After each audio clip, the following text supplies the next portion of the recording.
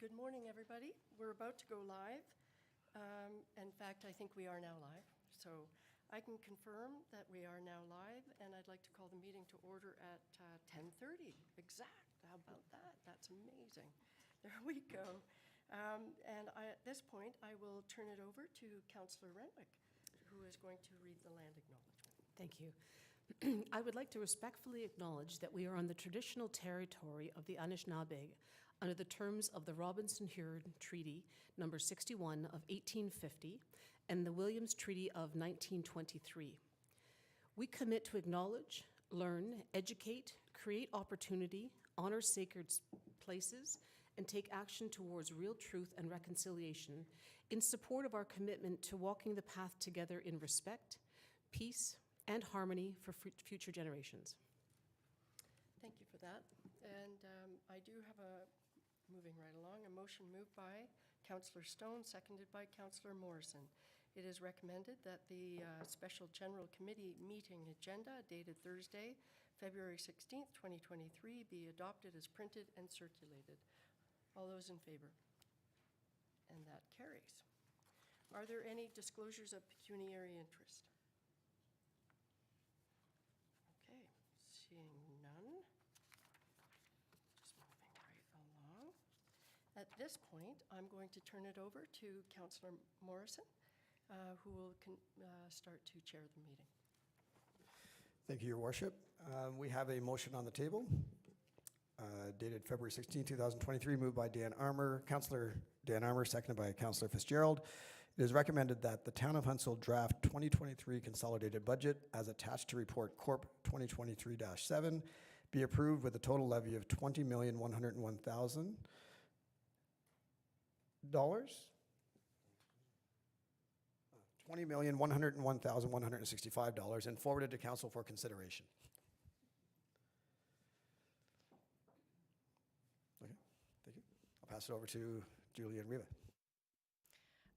Thank you, Chair Morrison, and thank you for the rest of Council for having us here today to come and present the draft 2023 budget. This draft budget is being put forward by the Budget Working Group, which consists of the senior leadership team and Reva Frame. I wanted to thank all the budget managers for all their hard work and attention to detail that went into putting this budget together. They've done a really great job of budgeting for what they need to maintain service levels throughout various departments. I would also like to thank Reva for all of her hard work on putting this information together for you today. We would also like to thank our chair, the Chair of Corporate Services, Scott Morrison, and Vice Chair Corey Clark of Corporate Services for their guidance throughout this process. And I'll turn it over to Reva. Thanks, Julia. So there are several plans, policies, and reports that help drive the annual budget process. So I'd like to give a kind of a high-level overview of how each impacts the budget. So firstly, way back in September of 2019, the previous council passed the 2019 to 2023 strategic plan, and that included strategic priority items. So some of those original items included included in the strategic plan were considered either not actionable or more operating in nature, not really strategic. Those priority items were updated in September of 2021 and removed from the strategic plan altogether. So originally, the strategic plan goals were used to create multi-year departmental business plans, and those were originally created in October of 2019. So these business plans were consolidated a couple of years ago in 2021 into an organizational business plan. And it was presented to Council in September of 2021. So the projects contained in that plan helped to drive the capital and the operating budget discussions. So there was a business plan status update provided in September of 2022.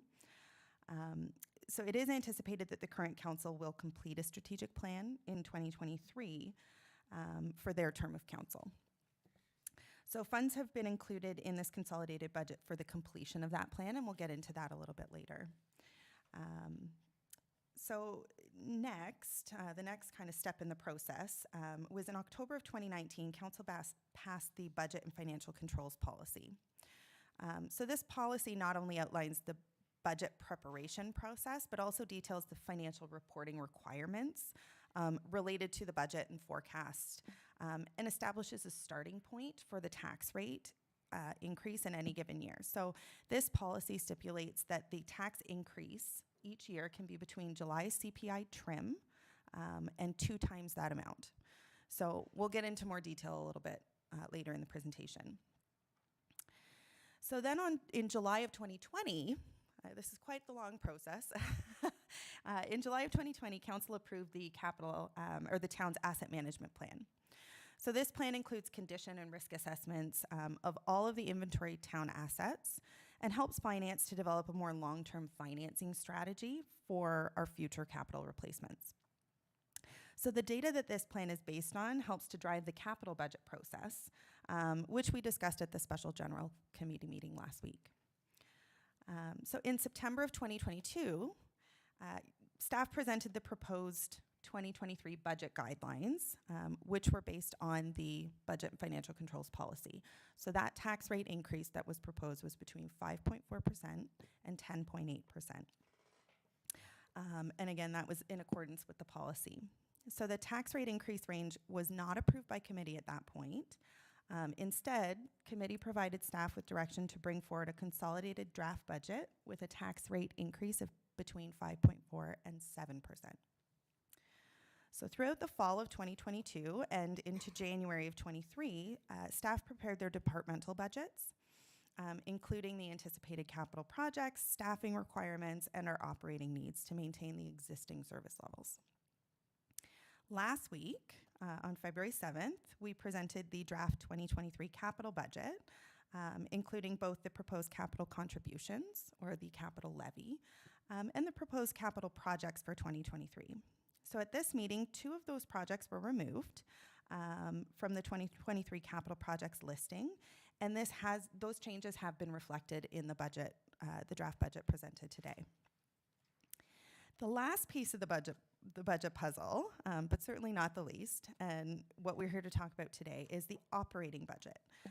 So managers prepare their departmental submissions based on their anticipated business plan projects for that year, projects that were previously approved by council, historical data, current and proposed service levels, and any other relevant information specific to that department.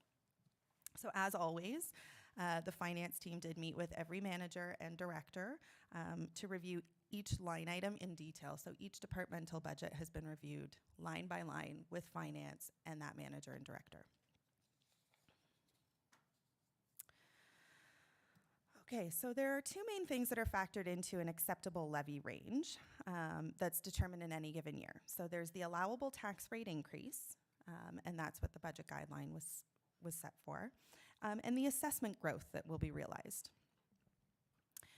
So with respect to the tax rate, as I mentioned in the previous slide, the maximum tax rate increase for 2023 has been provided by committee to be no more than 7%. So now with respect to the assessment growth, MPAC was initially scheduled to release assessment data way back in 2020, which was expected to result in significant assessment growth in 2021. Because of COVID-19, however, the release of the assessment was delayed. So the release has been delayed even further and is not expected to release until sometime in 2023. So as a result of that, only the assessment changes related to new growth will be realized in 2023. So MPAC has finalized the assessments for 2023, which has grown by an additional approximately $99 million.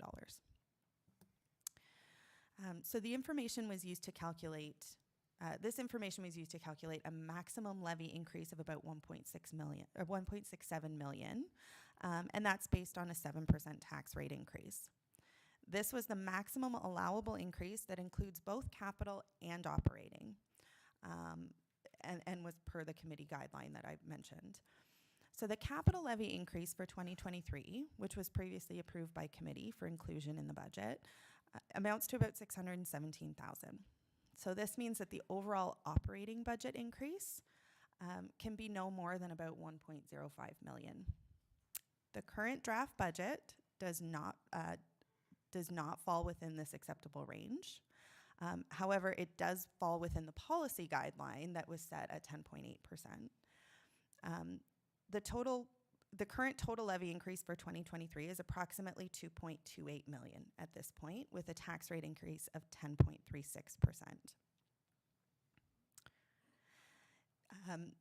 So the amount included in the budget before you is higher than the council-approved guidelines as it stands right now at 10.36. However, since the budget working group's goal is to present a budget within the guideline, we did meet to discuss a number of items and potential options for consideration to help reduce that tax rate. So these options are included in the staff report in Appendix A, and we will go over the options in detail a little later today. I do want to mention right now, though, that the options can bring the budget or can bring the tax rate down to within the approved guidelines of 7%.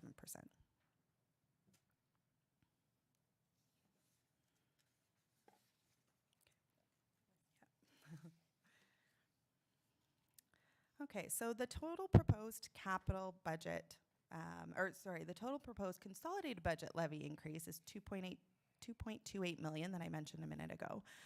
So this includes a capital levy increase of about 617,000 and an operating levy increase of 1.67 million. At this point, there are only 2 service level changes that total about $28,000 that do impact the levy, and I'll explain those service level changes on an upcoming slide. So I'd like to now go through a high level explanation of kind of what each piece of the budget really represents.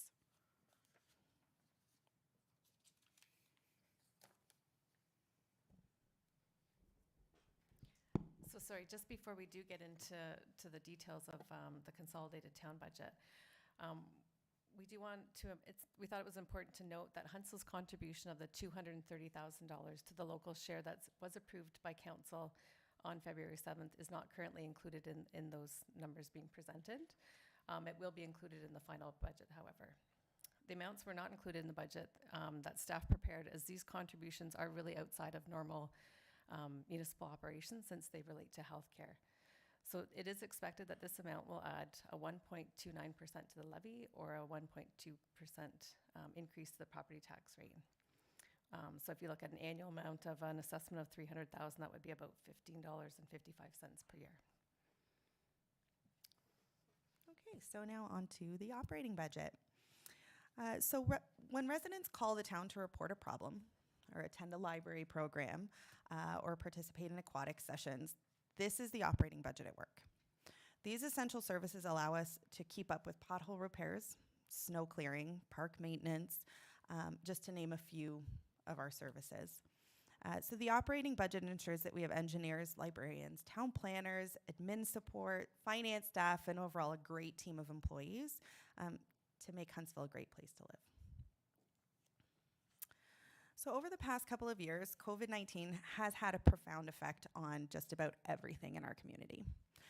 From how we buy groceries to how our children learn, it's safe to say that the pandemic has also had a significant impact on how programs and services are delivered at the town. So this, in turn, affects the way we budget and plan for programs. So in the 2022 budget, we did see a significant change with respect to bringing back programs and services that were reduced throughout the pandemic. In 2021, the town did receive about $423,000 in Safe Restart funding from the provincial government. This funding was used entirely in 2022 to help offset the tax rate and COVID-related budget pressures. This helped to minimize the effect that the pandemic had on our community taxpayers and our community members.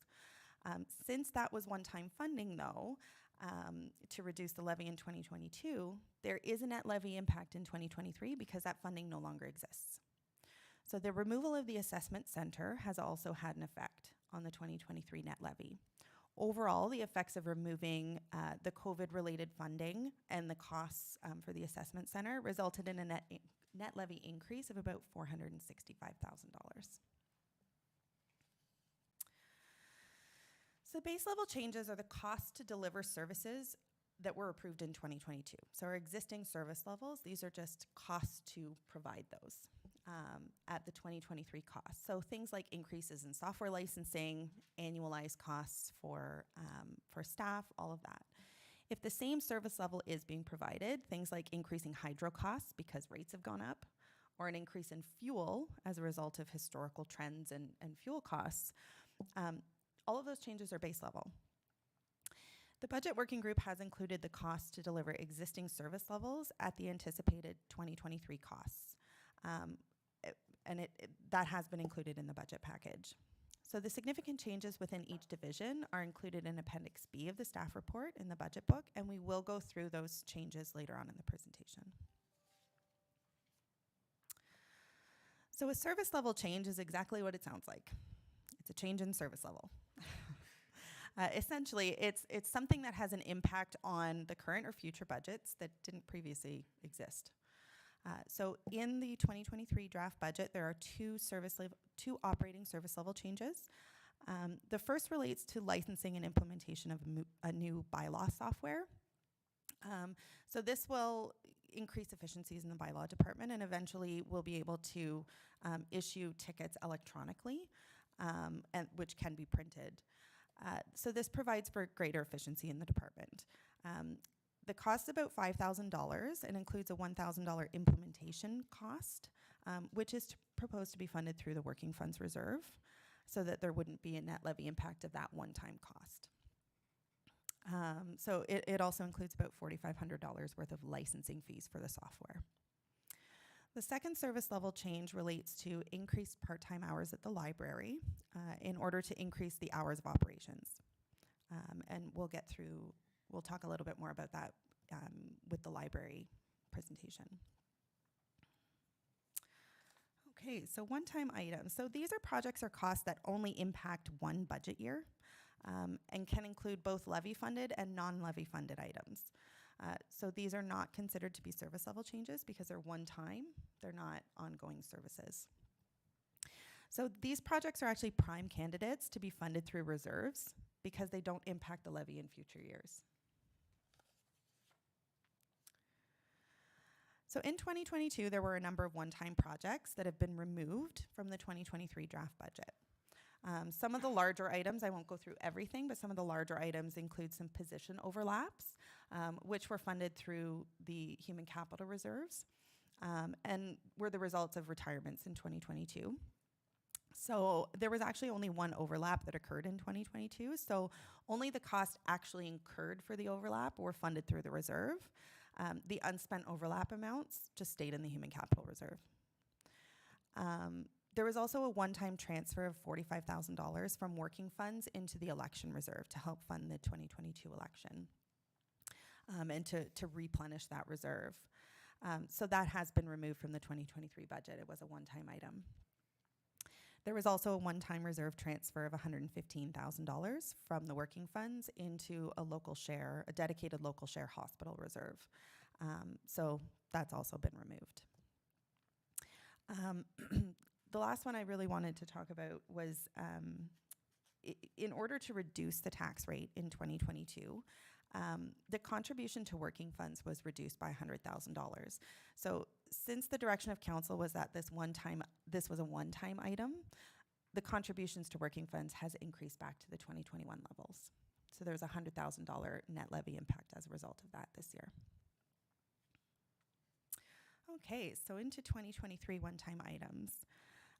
So I will go through each of these one-time items in a little more detail. The first one is the new project coordinator contract position. So this was approved back in December of 2022 and is to be funded through the human capital reserve. So there is no net levy impact of that position.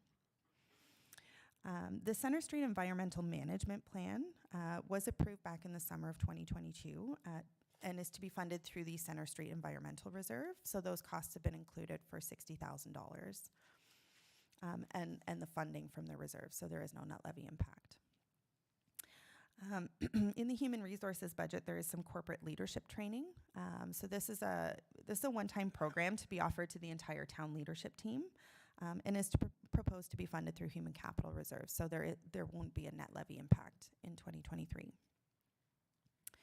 There's also strategic plan costs, as I mentioned earlier, to develop and create a new strategic plan for this term of council. So costs of $60,000 have been included in this draft budget and is proposed to be funded through the Working Funds Reserve. So again, no net levy impact. And this would be a strategic plan for the entire term of council. There's also a security assessment of cameras included in the IT budget for $15,000. And this is proposed to be funded through the Working Funds Reserve. It is a carry forward project from the 2022 budget that wasn't able to be completed. The next item on this slide, network cabling updates. So these total about just under $13,000 and for various locations. So they include the Huntsville Fire Station, the theater, council chambers, and Rivermill Park. So that's networking updates through the IT department. So this project too is proposed to be funded through working funds so that there's no net levy impact this year. I do think it's important to note a few things about the use of Working Funds Reserve at this point. So in the recent past, these funds have been utilized for several one-time projects. So examples of these included almost all of the items listed on the previous slide from 2022, and some large emergency repairs. The one that comes to mind is Williamsport Road a couple years ago. We used working funds to fund that emergency repair. So at the present, the balance is well within the acceptable range per our financial reserves policy. And with another year of surplus, staff felt it prudent to use these funds for the one-time projects so that the taxpayers this year don't feel that effect. So some more one-time projects.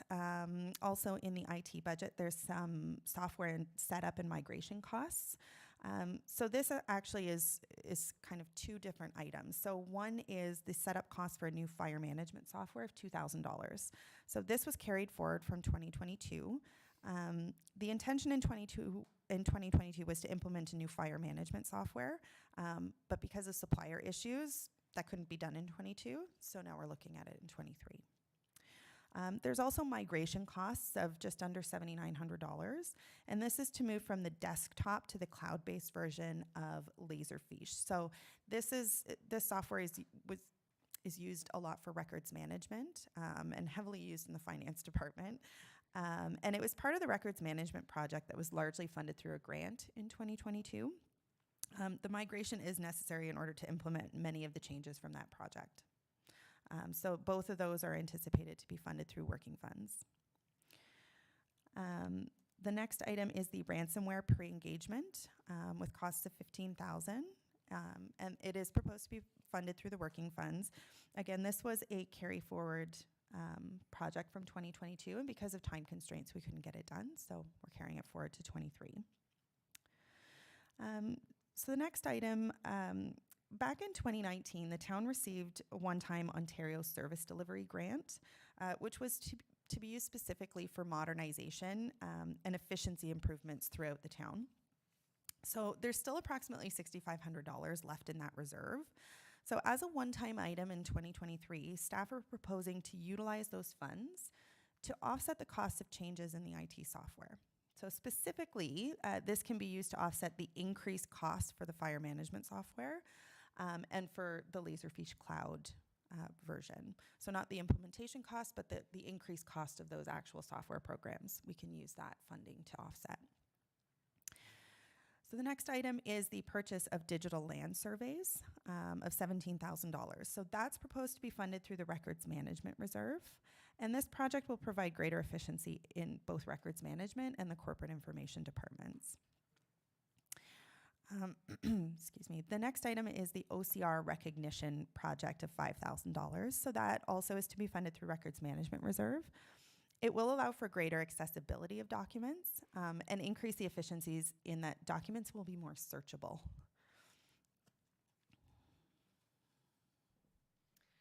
I just wanted to touch on the Better Homes project. There is a reserve transfer in there for $2 million.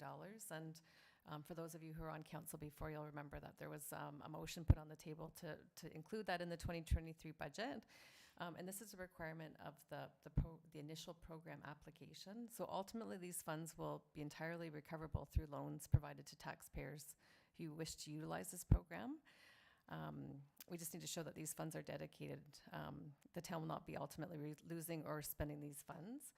And it is important to note that we won't be moving these funds into the reserve until such time that we've brought forward a report to council and the whole program's been approved. So, but as a requirement of that grant application, we did have to show that as part of the budget.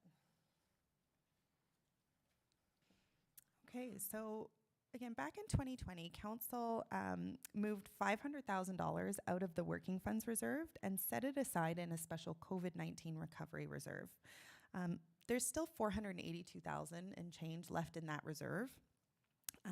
So currently included in the draft budget is a one-time transfer to move those funds back into working funds.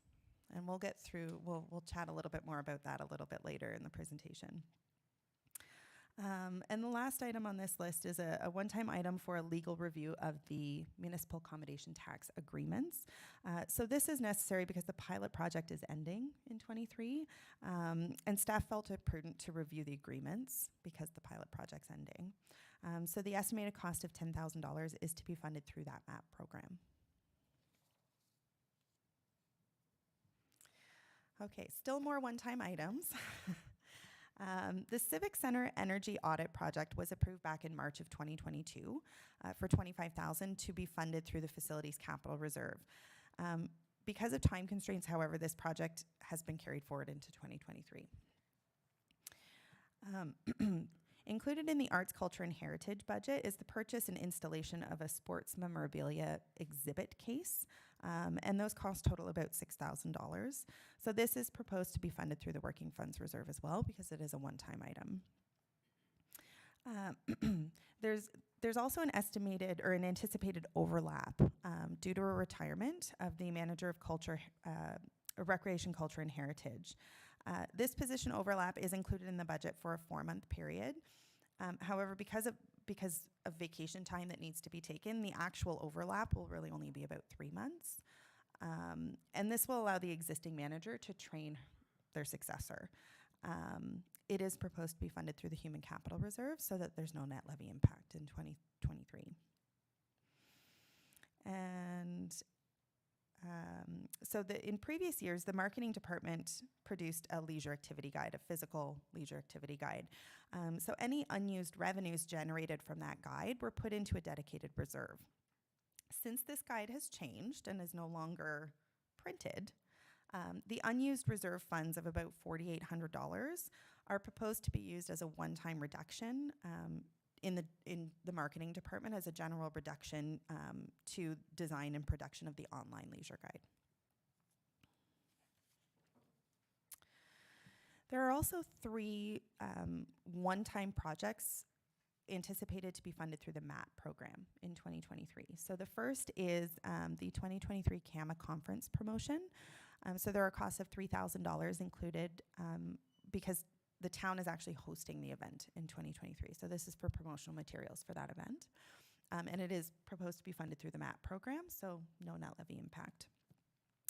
The Lions Lookout Skating Rink pilot projects of $16,000 has also been included. So this is for the January to March 2023 for that portion of the year. Because it was a pilot project for this season. So it is anticipated that staff will bring back a report later in 2023 about that program or project. And lastly, but certainly not least, is the wayfinding signage project. So that's in there for $90,000. It includes not only the wayfinding sign, but also an amount for trail signage. So this was included in the 2022 budget, but since the community branding project hadn't yet been completed, it's been carried forward to 2023. The roads department also includes, the roads department also includes a one-time project for the one-way street study at a cost of $35,000, and this was approved in 2022 to be included in this 23 draft budget. So I did want to mention that all of the 2023 projects are proposed to be funded through one or multiple reserves. So there is no 2023 net levy impact of any of these items. So the only ones that actually reduce the net levy by a total of about $11,000 are the usage of the Ontario Service Delivery and the Leisure Activity Guide remaining reserve funds. So those are actually reducing the levy this year. Overall, the amount to be utilized in 2023 from working funds is just under $120,000. That does not include the $2 million moving to a dedicated reserve. While the amount to be transferred into the reserve in the draft budget is about 458, plus the COVID recovery reserves of 482. So there's about $900,000 going into that reserve this year in this draft budget.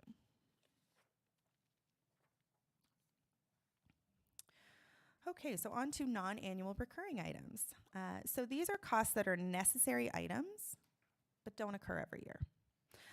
So for example, the bridge needs study was included in the 2022 budget. It's only required every 2 years, so it's been removed from 2023. We'll see it again in 2024. In 2023, there are 2 non-annual recurring items. So the first is the fire MTO audit. So that's required every 3 years. It's about $2,500, and there is a net levy impact to that. The second is updated aerial photos in the corporate information department. So this is completed every 5 years, and it is funded through the corporate information reserve every 5 years. So it's $1,900. There's no net levy impact in 2023, but it is a non-annual recurring item.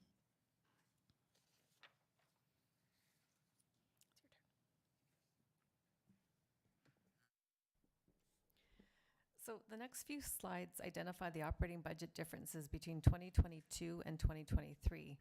And we'll go through these significant variances by division a little later on. Overall, the net levy change is an overall increase of $1.67 million.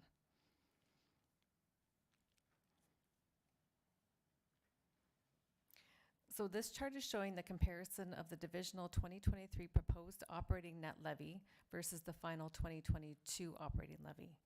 As it's expected, each division is showing a net levy increase, the largest of which is the 465 change in the COVID-19 area. Again, this is due to the removal of the Safe Restart funding in the 2023 budget, as we have mentioned earlier. The increases are primarily because of inflationary increases in operating expense and SWB costs.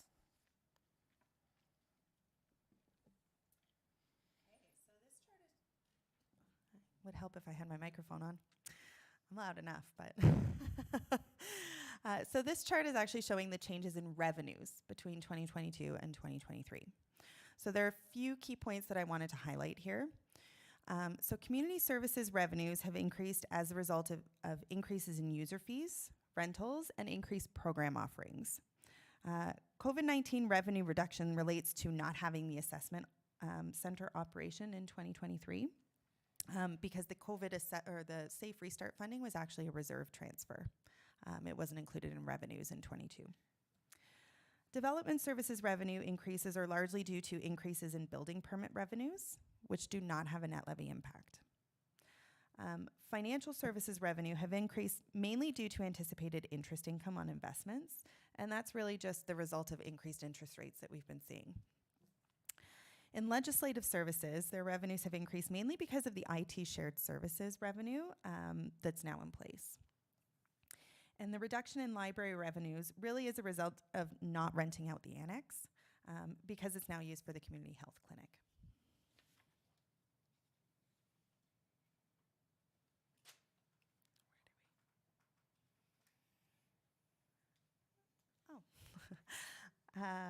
So the increase in MAT revenues is based on historical amounts actually collected.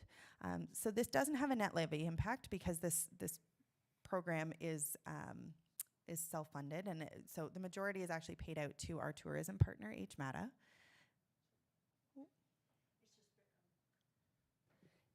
It's small. The print is small, so I'm not sure we can expand it or do whatever. No way. Okay. Yeah. Ignore me.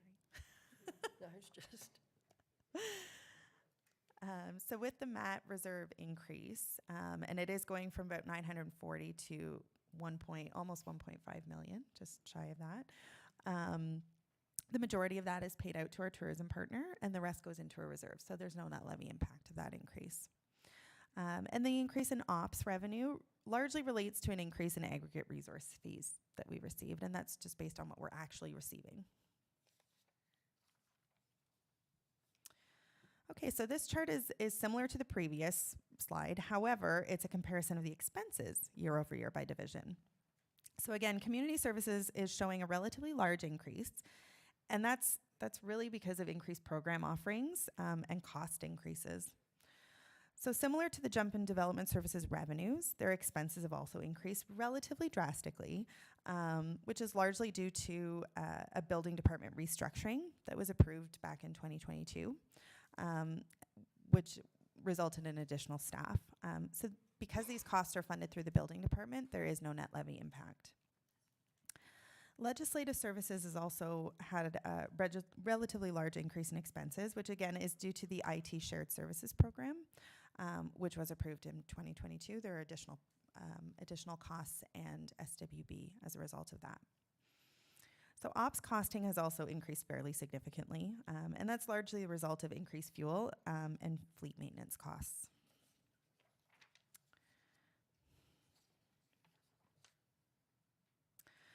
Okay, so this slide is showing the breakdown of the 2023 variance into the various categories that we just went through. So the base level changes, COVID changes, service level changes, those type of things. Positive bars show an increase in the levy, while the negative bars show reductions. So the biggest change you'll see for the base level is for operations and protective services. So this is primarily the result of increased SWB costs relating to inflationary increases, as well as one new position in the fire department, the public education and prevention officer. So as mentioned earlier, the ending of the Ontario Safe Restart funding has had a significant impact on the 2023 budget, as we had anticipated. The largest change in one-time items actually relates to adding back that 2022 one-time reduction of $100,000 into the working funds reserve. So that's the big increase, the big yellow bar you'll see in the one-time.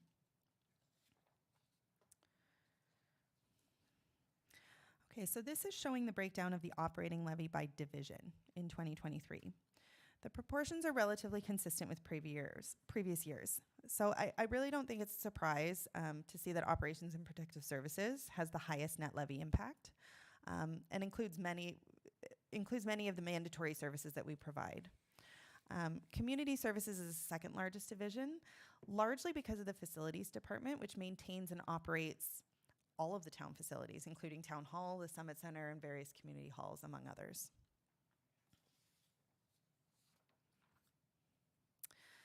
So this is showing the proportion of revenues that each division contributes to the organization. The chart showing a few key items that I think really aren't surprising. So financial services contributes the highest proportion of revenues at 21%. And this largely relates to the Center Street lease, which is about $445,000. Interest income and supplementary taxes are also included in there, which are large dollar value items. Community services is the next highest proportion of revenues at about 20%, which is consistent with 2022. And these revenues relate to programs, day camps, theater operations, MHP, rentals, all of that. Development services contributed the highest proportion of revenues in 2022, which has been slightly reduced in 23. So this is because the MAT revenues have actually been separated out into a separate department, the MAT collections. MAT revenues make up about 17%, and development services, which includes building and planning revenues, is also approximately 17%. So overall, the amount of revenues brought in due to economic development and growth in Huntsville account for just about 34% of the total revenues. The last significant revenues relate to the OMPF funding, which accounts for 13% of the total revenue, and that's an organizational big grant that we get.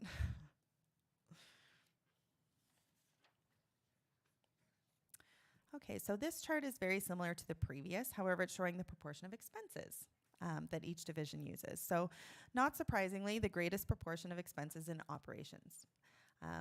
That division includes roads, fleet, parks, cemeteries, fire, winter control, et cetera, et cetera, et cetera.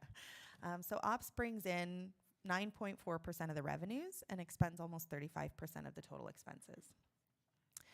Community services, which while bringing in about 20% of the revenues, incurs about 24% of the costs, which really isn't surprising given that many of the programs and services are partially subsidized. So the municipal accommodation tax program as we saw on the previous slide, brings in about 17% of the revenues and only incurs about 3.7% of the expenses. These expenses also include the 70% contribution to the MAP board.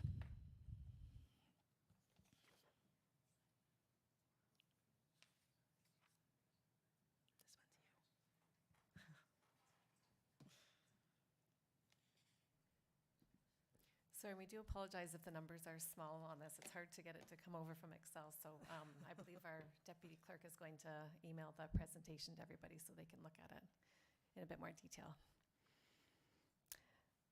So this chart is showing a comparison between the draft 2023 and the final 2022 of how the budget is funded. As we can see, the levy funding in 2022 has been reduced by almost 5%. This change is largely due to an increase in transfers from reserves. And this is largely due to one-time projects in 2023 and includes the $2 million transfers from working funds for the Better Homes Huntsville program. Again, this is a similar chart to the previous slide. However, this is showing the overall spending breakdowns between 2022 and 2023. The substantial increase in contributions to reserves largely relates to the one-time contribution of $2 million into a dedicated reserve for the Better Homes Huntsville program. This one-time transfer reduces the proportion of the other costs, which is why it appears that the other cost percentages are reduced. And again, just to note that we won't be transferring these funds until such time as we've gone through that grant application. Okay, so now we'll take a closer look at each of the divisional budgets. So up first is the library. I believe David Tremblay is here to help present the significant budget changes in the library. So while he makes his way down and gets comfortable, so there we go. So this slide just provides a quick snapshot of the comparison of the library's draft 2023 budget versus last year's approved budget.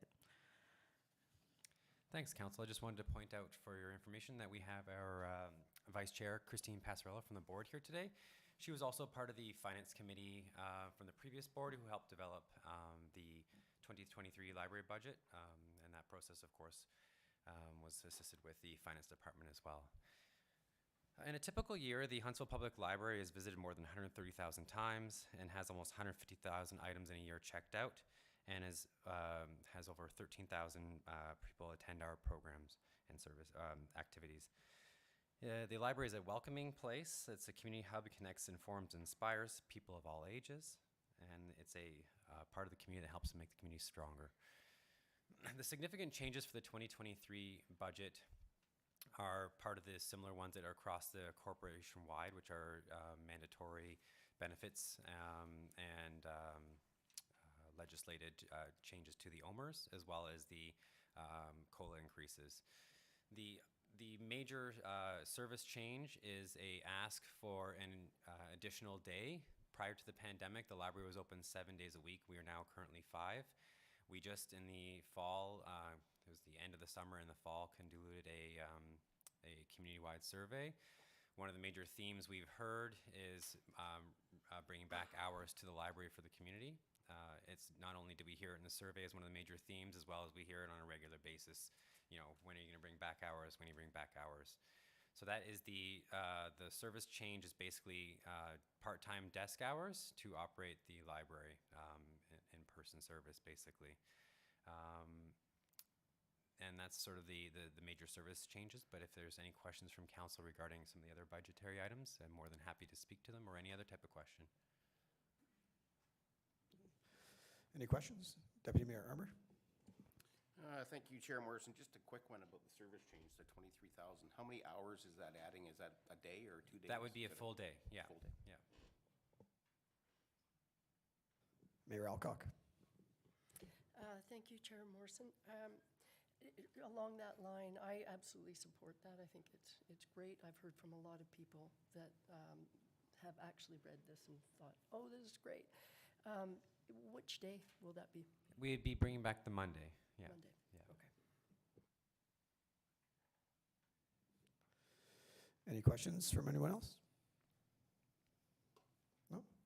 Thank you, David. Appreciate your time. Thank you, Council. Just as a sort of a side ask, be happy to give any council members a tour of the library. Gave one to Councilor Morrison the other day, and it was wonderful to just give you a heads up about what's going on at the library and that kind of thing. So just putting it out there. Thanks. Thank you, David. Thank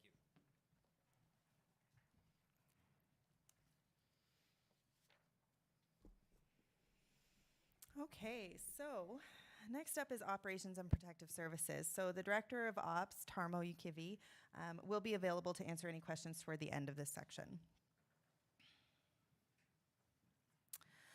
So the total proposed Operations and Protective Services divisional budget net levy increase is just over $1 million in 2023.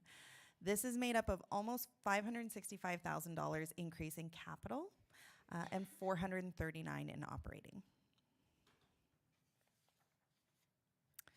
So this table is showing a breakdown by department of that $439,000 operating increase.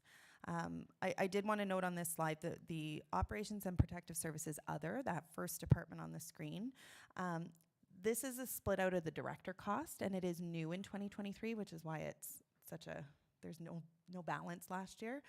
The majority of these costs were included in Roads and Fleet Department last year, but there was an allocation of those costs across all of those departments in 22. Okay, so some of the significant changes in ops. The capital levy contribution increase is just under $564,000. So this is made up of a $502,000 increase in public works reserve. So that's roads, bridges, streetlights, guardrails, storm sewer, all of that jazz. A $20,000 increase in the fleet reserve, contribution to the reserve. Just over a $40,000 increase for parks, and a $1,500 increase for cemeteries. So the bridge needs study, as I mentioned earlier, was included in the 2022 budget as a non-annual recurring item. So that has been removed from 2023. So it has reduced the levy by about $20,000, by exactly $20,000 actually. So there is a one-time cost of $35,000 included in the Roads and Fleet Department for that one-way street study. And this was approved in 2022, as I mentioned earlier in the presentation. So I did want to mention, with respect to infield leveling costs at the Macaulay Robertson Park, there were $8,000 proposed to be funded through working funds in 2022. So there was no net levy impact in that year. It was thought that this was going to be a non-annual recurring item. However, in consultation with the Ops Department, they have included this as an annual recurring item. So the funding of $8,000 from working funds has been removed, but the cost, the $8,000, has remained in the budget. So there is an $8,000 net levy impact this year to that change. So, you know, in discussions with ops, these costs will be required each year, and the leveling of each diamond will be done on a rotational basis going forward.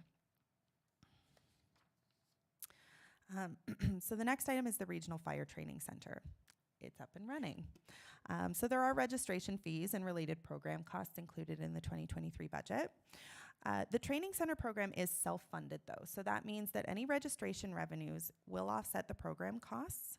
And there's also actually just under $5,000 in net revenues for that program, which are going to be transferred into the Fire Capital Reserve. And that's to help offset the use of the fire training facility. The additional usage puts more strain on our assets, and we need to save for those replacements. So that's what that the net revenue of that program is going to go towards. There's also a reduction in the fire shared services contribution from the Township of Lake of Bays of about $30,000. So this contribution is based on a relatively complex formula, and it takes into account the different allocations for each type of service, like fire prevention and education, all of that stuff. It also considers both the Huntsville and Lake of Bays fire department budgets. At the end of each year, the contribution is reconciled to the actual costs that are incurred. And the breakdowns that are actually realized in the year. So we do a reconciliation so that it's based on the actual costs at the end of the year. Another significant increase is in fuel costs. So it's increased about $50,000, and that's just based on historical usage. and fuel costs. So staff do perform an annual review of the historical usage in liters of each type of fuel. So it is a relatively detailed analysis to determine those fuel costs. We do feel that the costs have gone up with fuel. The usage has actually remained relatively consistent year over year, but the costs have gone up, so that's why this has increased. So repairs and maintenance costs have also increased fairly significantly, and that's really largely with respect to materials and labor for existing service levels. So there's an increase of about $100,000, and that relates largely to inflationary increases, so things like vehicle and equipment parts and materials. There's an additional $10,000 in costs for increased snow removal in the downtown area, and that was approved in 2022. And there's also additional costs related to the intersection at Haynes and Center Street, which is a new intersection, and there are maintenance costs that go into maintaining the streetlights. There were also a number of salary, wages, and benefits changes, or SWB changes, that impact the levy in 2023. So COLA, union, and benefits increases total about $300,000 for the division as a whole.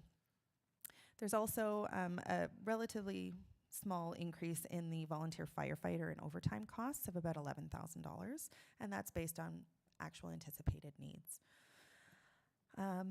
There was Ken Park snow removal SWB costs of about $12,000 added to the 23 budget as well.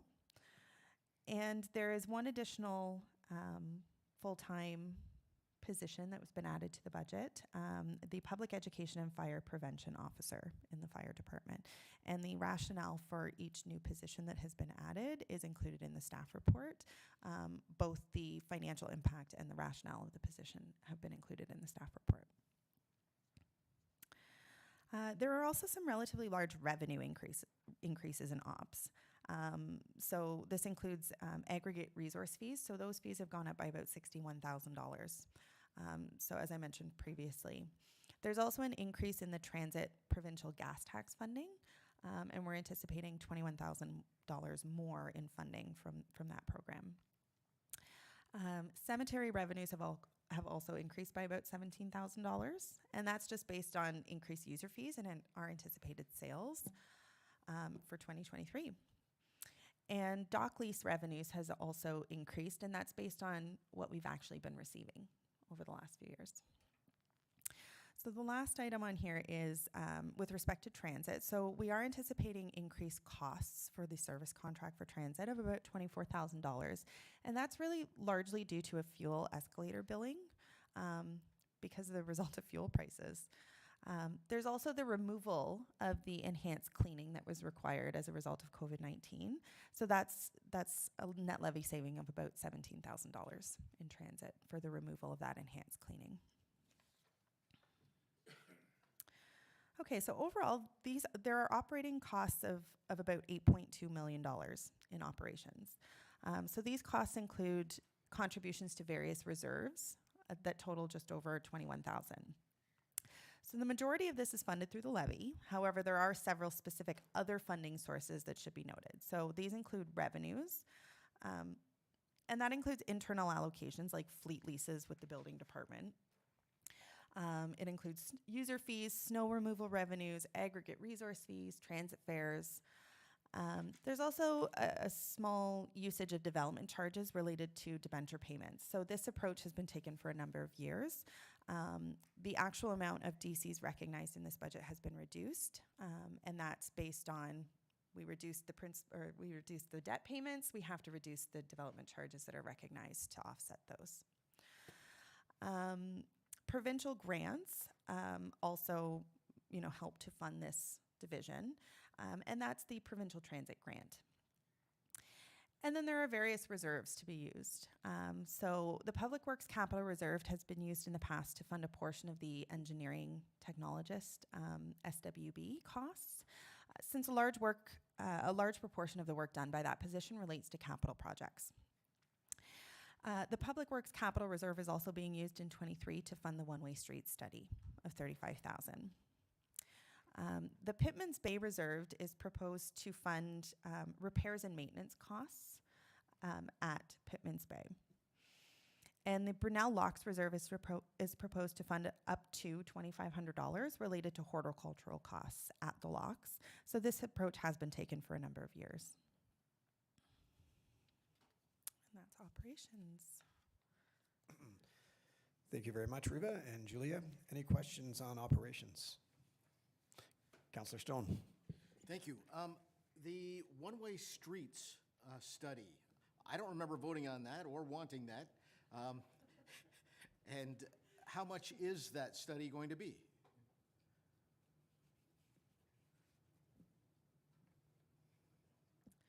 So I can't tell you the exact date of when it was approved off the top of my head. It is in the budget currently at $35,000, and it was approved to be funded through the Public Works Capital Reserve. So there's no net levy impact of it. But I don't know if Tarmo wanted to add anything to that. Go ahead, Tarmo. Through you, Chair. The one-way street study came up during the streetscape project, and was originally intended to look at the flow of traffic through downtown, using streetscape as kind of the study period. At this point, streetscape is complete. Traffic flow is back to its normal state through the downtown, and we can still go forward with that if that's council's wish, or we can take other council direction to look at one-way street traffic. Thank you, Director Yukivi. Councillor Fitzgerald, and then Mayor Alcock. Thank you, Chair Morrison. Thank you, Director Uvicki. I think that the study was originally intended for us to create better traffic flow, but also to create more parking spaces. So I'm still in favor of going ahead with the study. I think we do need to look at the traffic flow, definitely. I mean, we know going out midday in the core it's hard to navigate. You're not going to get lunch in half an hour because it's going to take you 20 minutes to get there. And parking spaces, we all hear that we don't have enough parking spaces. I think we probably do. You know, I think it's relative that people don't consider when they go to Commerce Park how far away they have to park from the store and walk to the store. If you relate that to downtown parking, the distance is probably the same. But nonetheless, I think we do need to follow through with this. It can be a benefit for traffic flow and parking. Thank you, Councillor Fitzgerald. Mayor Alcock. Thank you, Chair Morrison. Regarding this, I do recall having the discussion. I think there was a former councillor that was quite keen on this proposal. I, too, look at it and I think that, personally, from my perspective, I don't think we should be including this in this budget. Having heard, though, what Councillor Fitzgerald just said, if there's an appetite for this council to look at the whole issue of traffic and the consequences of streetscape, then I think that it might make sense to bring the discussion forward to this particular council, and there might be another study that would be required. It might not be a one-way street study, it might be something else. But I think that this council needs the opportunity to have that discussion before we put this in this budget. That's my view. Thank you, Mayor Alcock. Deputy Mayor Armour, and then Councillor Schumacher. Thank you, Chair Morrison.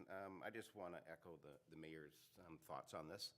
I think it's something we could look at later on, but I don't think it's the right time, especially with COVID, just coming out of COVID. I don't know if our traffic's back to normal now, and I think we need to just play this out for a little while and let all of council join in the conversation. Councillor Schumacher. Thank you, through you, Chair Morrison. Yeah, I like the discussion around the table, and yes, it was a previous councillor's wish, which I believe I now occupy his chair, so I will echo the comments coming forward, though, that it was about parking and looking at High Street as opportunities for angled parking, that type of thing. So I would be okay with taking it out, but I would like this council to re-examine the idea of, and I know at accessibility, there's a huge push around parking for the community, and I think it is something that at this table and this council, we really should look at, but it should be up to this council, I think, too. Okay, Councillor Renwick, and then back to Councillor Fitzgerald. Thank you, Chair Morrison. I would have to agree with my colleague next to me here that I believe it's more of a parking issue rather than a traffic flow study. And so I would agree that perhaps the traffic flow study doesn't need to be in this budget at this time, but I think at some point this council should look at the parking situation. Not that we'll ever find an answer for it, but I think having a fulsome discussion will always be beneficial. So I would be happy to look at that parking as opposed to traffic study. Councillor Fitzgerald. Thank you, Chair Morrison, and I appreciate all the comments. I would be happy to pass it on this budget, knowing that we are going to look at it in the future. I think it's a necessary thing for us to consider. So I'm okay with that. I did have another question related to ops, and I'm wondering if someone can elaborate on the cost share of the reduction of the payment from Lake of Bays of $31,013, just so I can understand it a little better. I'll try and tackle this one. It is a very complicated formula, and part of the driving factor is we look at what the number of calls are for each type of service within that agreement.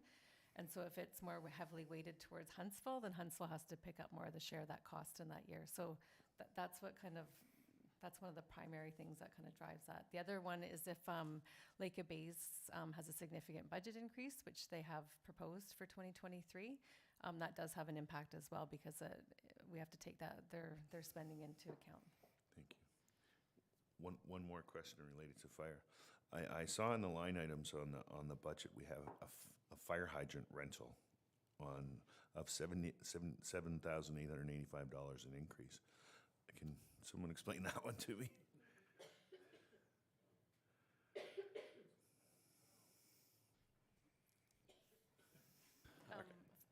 From what I understand is that the district sets those rates, and then they will send us an invoice for the amount of fire hydrants that they maintain on our behalf. So we pay them, I guess it's more of a lease agreement than for the fire hydrants that are in Huntsville. I believe, and it's a maintenance agreement. It's a maintenance agreement? Chief, maybe if the chief wants to come down for a second.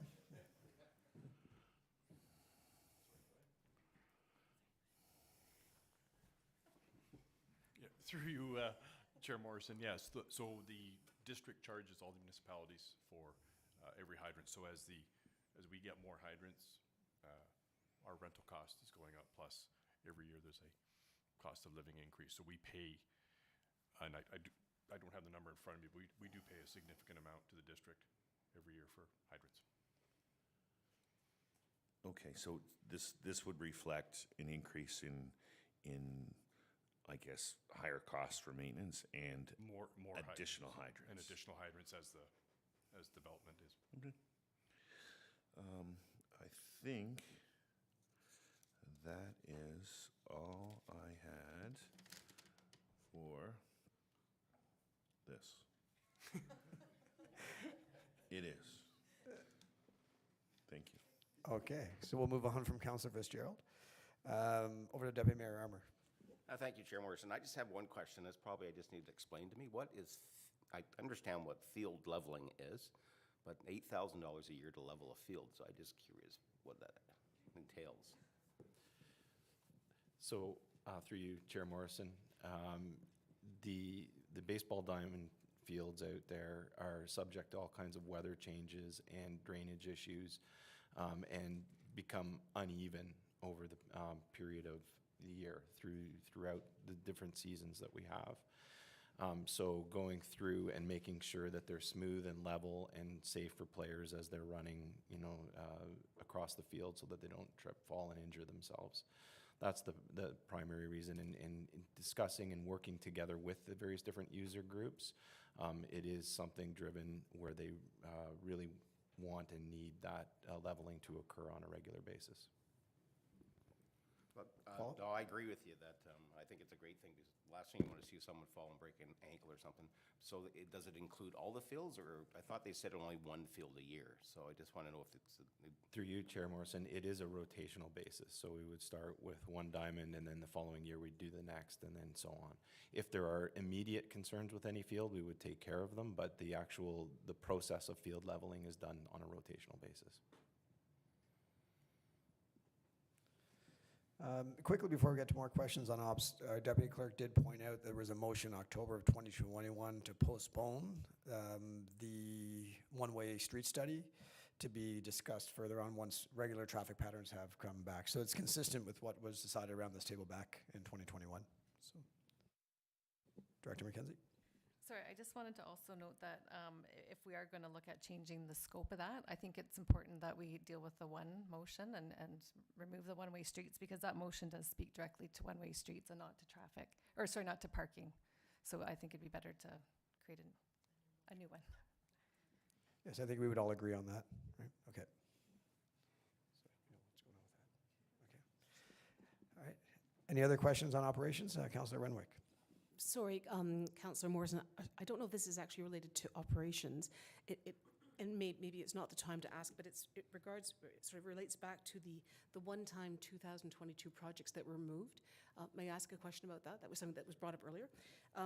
So the Lakeland dividends, the $100,000 was removed from this year's working. But how many dividends do we have with Lakelands? Is there like a pot of money there, or? Just like to know. So through you, Chair Morrison. So we're going to get into more detail about the Lakeland dividends a little bit later, but we do get about $424,000 every year from Lakeland dividends through our ownership of the company. So what has been the practice in the past was that we would move $324,400 from that dividend into working funds. What we did in 2022 was we only put $224,000 into working funds related to that. So in the 23 budget, as it stands right now, as we're presenting it, there's $324,400 going into the working funds reserve. So we'll get into a little bit more detail about that later, but yeah. It's a good question. Anybody else? Questions about operations? Seeing none, we'll move on. Perfect. Thank you, Chair Morrison. Okay, so next up is Community Services. The Director of Community Services, Simone Babineau, will be available for questions at the end of the section. So the total proposed Community Services divisional budget net levy increase is approximately $245,000. So this is made up of just over $44,000 increase in capital and roughly $201,000 in operating. So again, this table is showing the breakdown by department of that $201,000 operating increase. So again, I wanted to mention this first department, the Community Services Other. It's splitting out the director costs, which is new in 2023. So in 2022, the majority of those costs were included in the sales and customer service budget. Okay, so on to the significant changes.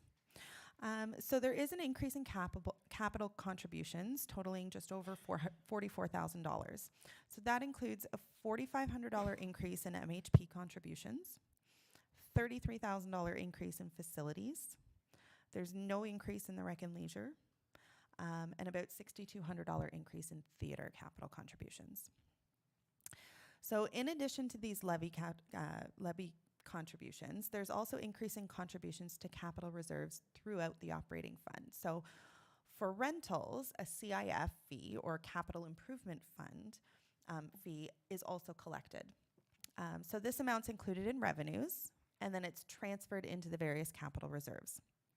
So for example, the theater is expecting to collect about $13,000 in CIF fees related to their rentals.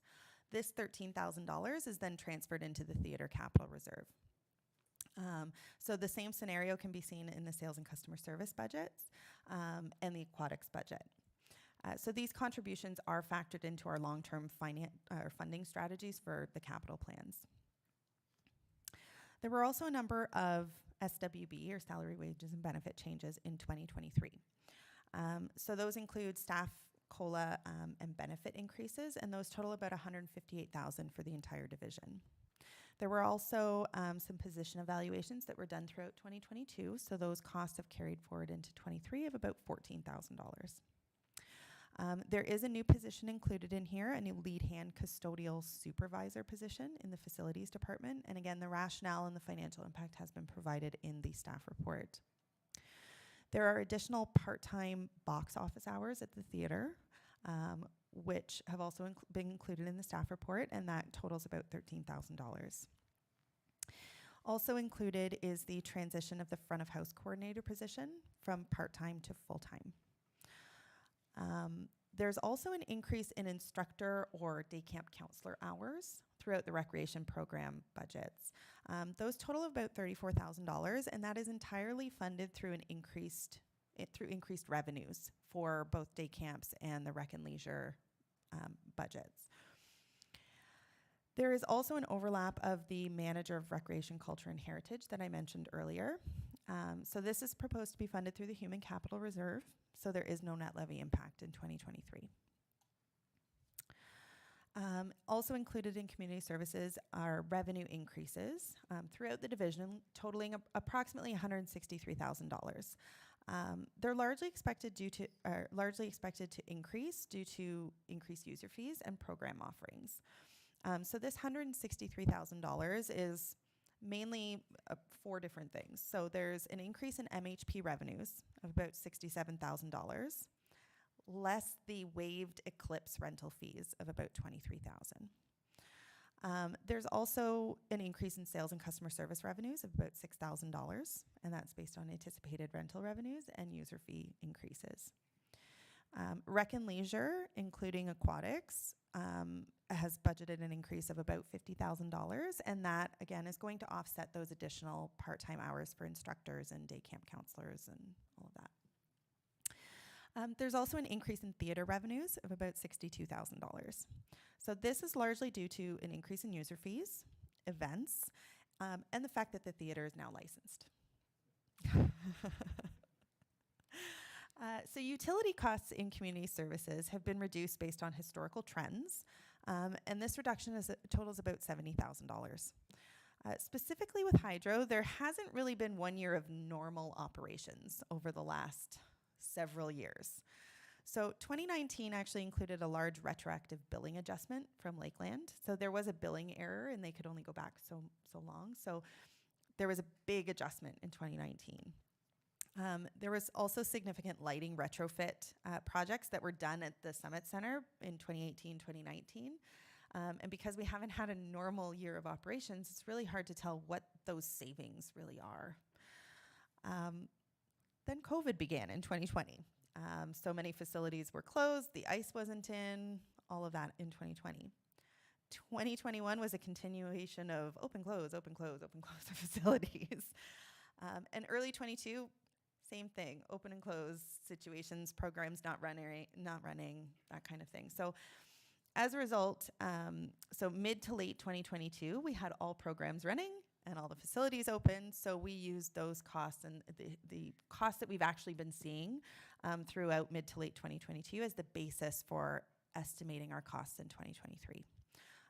We've also factored in inflation and increased rates and all of that stuff. So we still felt that reducing those utility lines made sense, and we haven't, sold ourselves short on the utility costs. So repairs and maintenance costs have also increased to about $50,000, and that's largely because of inflation and the cost of materials and the anticipated projects that need to get done in 2023. So about $5,000 of that increase specifically relates to locomotive repairs and maintenance at MHP. There's also the removal of some Pittman's Bay revenue, and that's based on service levels that were directed by council in 2022. So earlier in 2023, council approved costs for a security guard at the Summit Center, in the amount of about $72,000. So this has been reflected in this budget, and funding from the Human Capital Reserve has also been included. So there is no net levy impact of this, of these additional costs in '23. I also wanted to mention that the Community Health Clinic at the Annex is also included in the 2023 budget. There's no net levy impact because any utility or repair and maintenance costs are anticipated to be funded through Ontario Health, but the program is in the budget. There are also 2 one-time projects that I previously mentioned. So there's the energy audit for Town Hall for $25,000 that's funded through the Facilities Capital Reserve. And there's the display case for the sports memorabilia exhibits of $6,000, and that's to be funded through the Working Funds Reserve.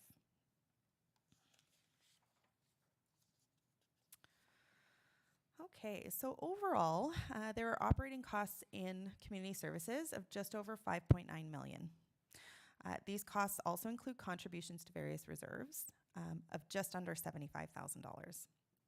So the majority of this is to be funded through the levy. However, again, there are specific other funding sources that are worth noting.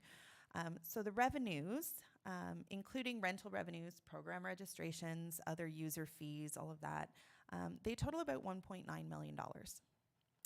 There's also, similar to operations, there is the usage of development charges related to debenture payments. So again, this approach has been taken for a number of years. As the debenture payments decrease, so too does the recognition of the development charges. There's also grants of about $111,000. So $14,000 of those grants are in arts, culture, and heritage and relate to National Indigenous Day events and Canada Day events. There's also a museum operating grant of $24,000 in MHP. There's Rec and Leisure program grants of $7,500 that we get from Community Living Huntsville. There's senior center grants totaling approximately $51,000 for the Senior Active Living Center at the Summit Center. And then there's the Ontario Health cost recoveries of about $14,000. So with the other funding sources, there's also funding from reserves. So there's very specific things that the reserves are used for. So the energy audit project of $25,000 to be funded through the Facilities Capital Reserve. Working Funds Reserve to be used for the display case purchase of $6,000 that I mentioned in the last slide. There's also the Public Art Acquisition Reserve, and that's proposed to fund potential art moving costs. So it's about $600, and it's included in the budget.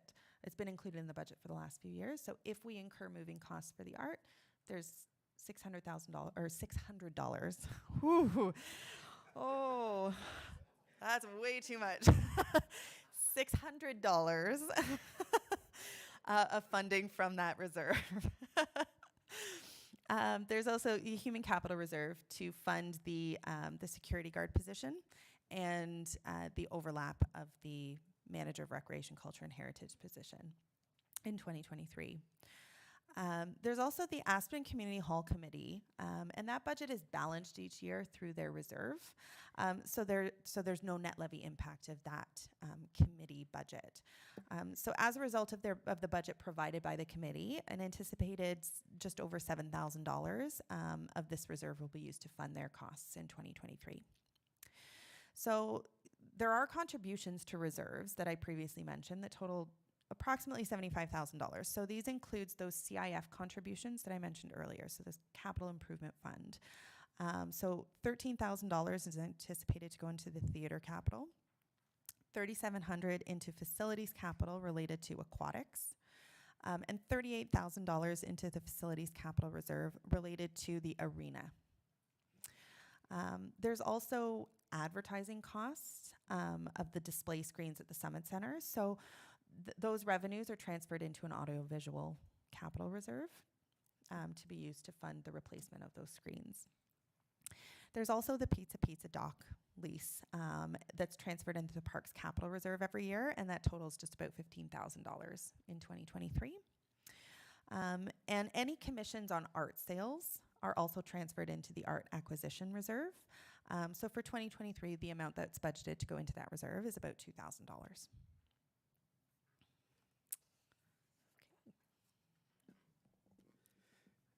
Thank you very much again.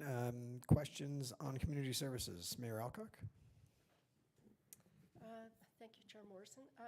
And thank you for all of that. A couple of things. I'm really excited about increasing the hours and part-time to full-time in front of house. I think that's, again, a number of people in the community will be really appreciative of that. Really happy about the energy audit. I think that's a fantastic use of funds. I have a quick question, and I recognize this doesn't affect the levy, but I just need clarification on the overlap of 3 months for the manager's position. Is that sort of a new standard that we need 3 months? And so I'll direct that anywhere, whoever would like to respond to that. Thank you, Chair Morrison. Everybody's looking at me, so I guess I'm the one that's responding. So typically what we would do is we would gauge the level of perhaps knowledge that we would have to transition the position for. So I would like to say more of maybe a junior position within the organization might not require such an overlap. But when we get into the positions such as manager and higher, there's a lot of knowledge there that needs to be transferred. And there's some committee cycles that have to be, we have to go through the committee cycles to make sure that the new person understands the process. It has fluctuated. We unfortunately have intended to have the carryover in positions before, but due to the inability to fill the positions, we ended up not having a lot of crossover. So it does give us the ability to have that permission for 3 months. If it's not required, then we don't use it.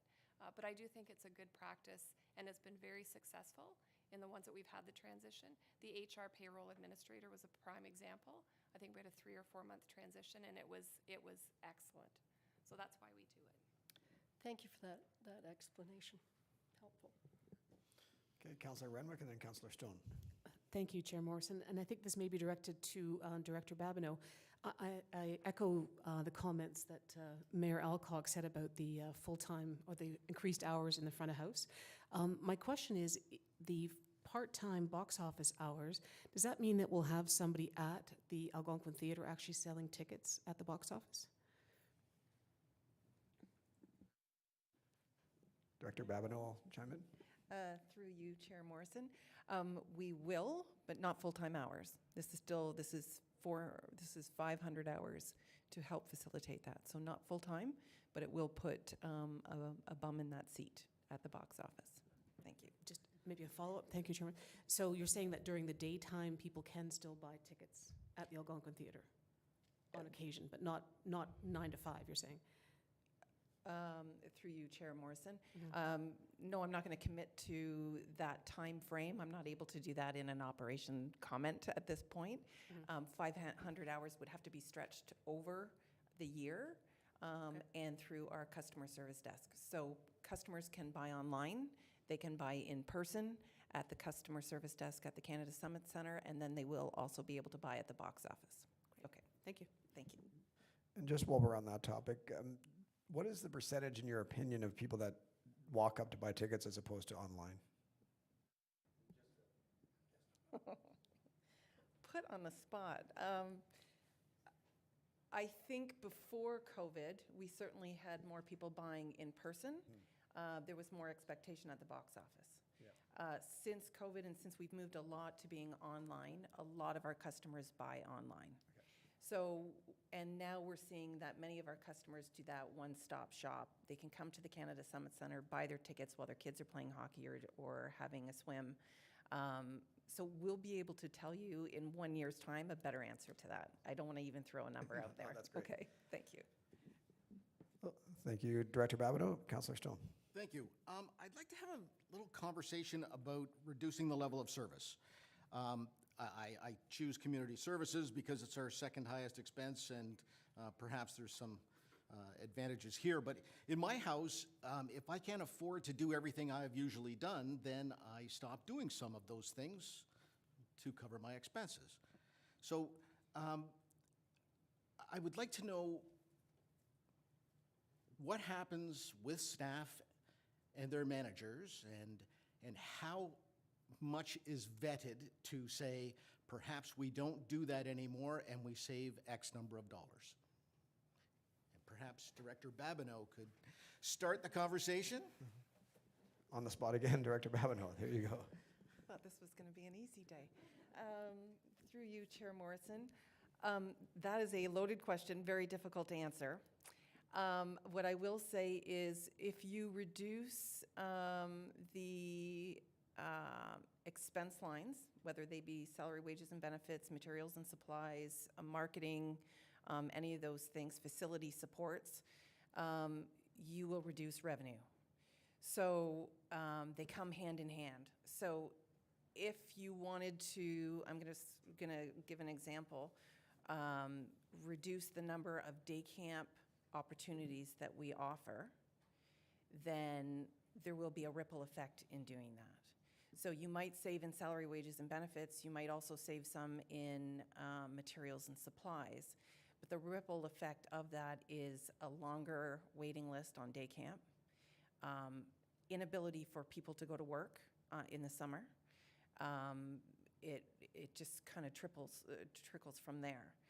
One of the things that we've done, if I could just take this opportunity to talk about, is that the auditorium space that we have now at the Canada Summit Centre, because of the footprint in that space, we were able to get a number of kids off the day camp waiting list and expand that program.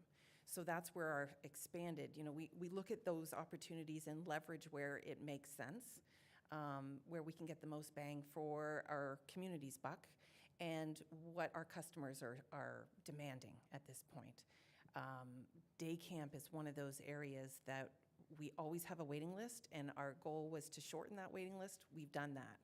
It also costs more in revenue, in expenses and salary, wages, and benefits, but we've recovered that cost in those registrations, if that makes sense. That's one example. There are many examples, but there's lots of ripple effect in any one move, and it's a very fine-tuned program that's running, if that answers the question. That's a great answer, Thank Director Babineau. I'm going to go to CAO Corey and then Councillor Schumacher. Thank you, Chair Morrison. So just to add to that, I think part of your question was more or less if there's a program that's not working, are we looking at, we shouldn't be doing that program. So I think it's fair to say that if a program is offered, let's say it's needle pointing, not to, knock needle pointing, but if that was it and we had the resources all scheduled and the materials and we were all set and just you and I showed up, they're going to change their direction. They're going to say, yeah, that's not really an interest in our community, so now we're going to do another. So that is something that happens in community services. The larger programs, obviously, such as the day camp, hugely utilized. Like we just have so many people waiting. So, but I think it is a common occurrence that if there's a program that is put on and it's not a good uptake, then we'll change direction. Okay. Director Babineau wants to chime in quickly. Sorry, Simone. Thank you, and thank you for that opportunity for clarifying that. We have minimums, so we base everything on a cost recovery or more. So if any program is proposed, we have a minimum registration based on the cost of the registration, what it's costing in marketing, what our investment is in terms of staffing and materials and supplies. And quite usually, it would be a number of 6. So let's say it has to run, it needs 6 people. That might be a typical needlepoint class. It needs 6 to run, and it has to cover our costs. So, and that might come from a number of different ways, but yes. Thank you for that clarification. I wasn't sure. Okay, Councillor Schumacher and Deputy Mayor Armour. Okay, thank you. Through you, Chair Morrison. I get where you're going, Councillor Stone. If you are strapped with cash, do you not go out to dinner as much? But there's also that subjective question that, yeah, I might save on dinner, but I'm still going to buy my gym membership. Obviously not in my case, but that's, again, subjective, right? So the thing being, we've also noticed in conversations with Simone as the chair, through COVID, there are different trends. So where it used to be like group swimming lessons were where people would spend their money, they're actually spending more money and doing one-on-one coaching with swimming. Some of those trends have changed, which of course is an influx more on our staffing to do the one-on-one coaching, but it's also bringing in more revenue because they have to pay more for those types of services, right? So again, it is sort of, we have to look at our community and what those needs are, and I think we are seeing, we don't probably have a good judge, as Director Babineau said, we'll have a better judge in a year, but we are seeing some different trends, which I think we are good at responding to in our community. Deputy Mayor Armour? Thank you, Chair Morrison. Just for clarification, the overlap of the manager for recreation, is that not 4 months, not 3? Yeah, so it is in the budget at 4 months, but because of a vacation that needs to be taken and everything with the existing staff that's in the position, the overlap where the training will actually happen is really only 3 months. Does that make sense? So we're paying for 4. Second question, if I may, through you to Simone, the lead hand position, is this a new position, or are we hiring within-house to someone up to that position? Through you, Chair Morrison, it would be posted as a new position, and certainly internal folks can apply. But this is a position that we are looking to have a supervisor for weekends and evenings. So far, we've just had a rotating or non-existent supervisor, because we're open 7 days a week and 18-hour days typically. So because of having care and control and maintenance issues, and because the 2 staff that we would usually have on are rotating on the ice, we are proposing that we are in need of a supervisor position for weekends and evenings at the Summit Center specifically. But they would oversee all of the facilities that are open on any given time that is weekend and evening. So if there was something happening at the hall, that would be the on-call person. We wouldn't be calling somebody from home.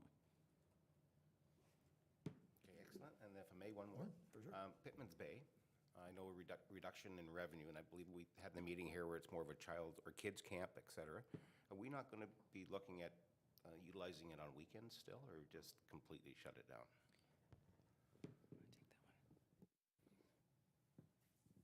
Director Ukivi? Through you, Chair Morrison.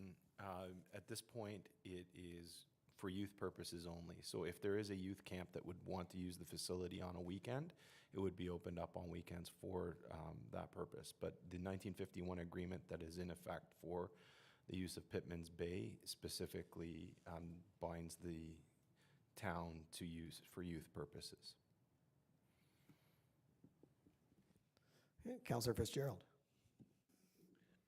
I know this is an interesting topic, but I think we're kind of discriminating against youth in our area that are not part of a group.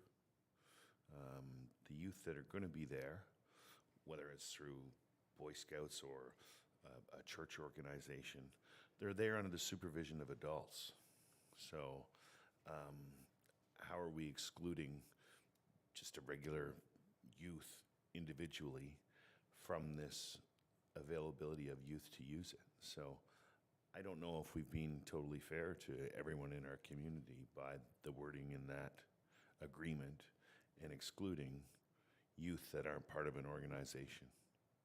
So if someone's going to want to use that and there's 5 adults and 10 children, I consider that youth to be using that facility. You know, we're denying them the right to enjoy that property because they're not part of a group. So I think there's still some consideration to be taken for that agreement and how we interpret it. Okay, I'll speak to that quickly and maybe then pass it off to Director Ukivi. I believe the provision is to be used for youth services and to be used for youth enjoyment. And I think there's a bigger discussion coming for all of us about Pippin's Bay on how it's used for the future. I don't believe we're discriminating necessarily. I just don't think we have a proper plan in place yet. I know we've cut out the weekend rentals, and I like that Director Ukivi is talking about it being available to rent for youth organizations. I do agree it should be open for everybody, and at some point that's a chat we need to have. Director Ukivi, you want to expand on that at all? Through you, Chair, the only thing to add to that is that Council has directed staff to bring back a report in the fall of this year outlining what the potential uses are and what the plan going forward for Pittman's Bay is. Thank you, Chair Morrison. I just to follow up on that, and I appreciate what you just said as well as Director Ukivi. And definitely the report is coming back, but it is also, it's an area we have to have a big, broader discussion on. And it was my hope that this would be one of the things that would be discussed in the new Community Services Master Plan Committee, because it's a significant asset in our community. And one thing our last council did confirm was there needs to be an emphasis on youth. How that is, how that plays out, that's a whole lot of discussion. Over to CEO Corey. Thank you, Chair Morrison. So the resolution that was passed, I believe it was at General Committee, did state that committee directs staff to maintain the Pittman's Bay property during the 2023 calendar year to ensure its exclusive use by youth programs and children's activities. And it does state in here that we are to report back as well. So that report will be forthcoming for sure. Great. Yes. Any other questions on community services? Councillor Fitzgerald is encouraging a break, which Chris and I have already been talking about. We will take a short break, a 20-minute break. Is that too long? 15-minute break. Return at...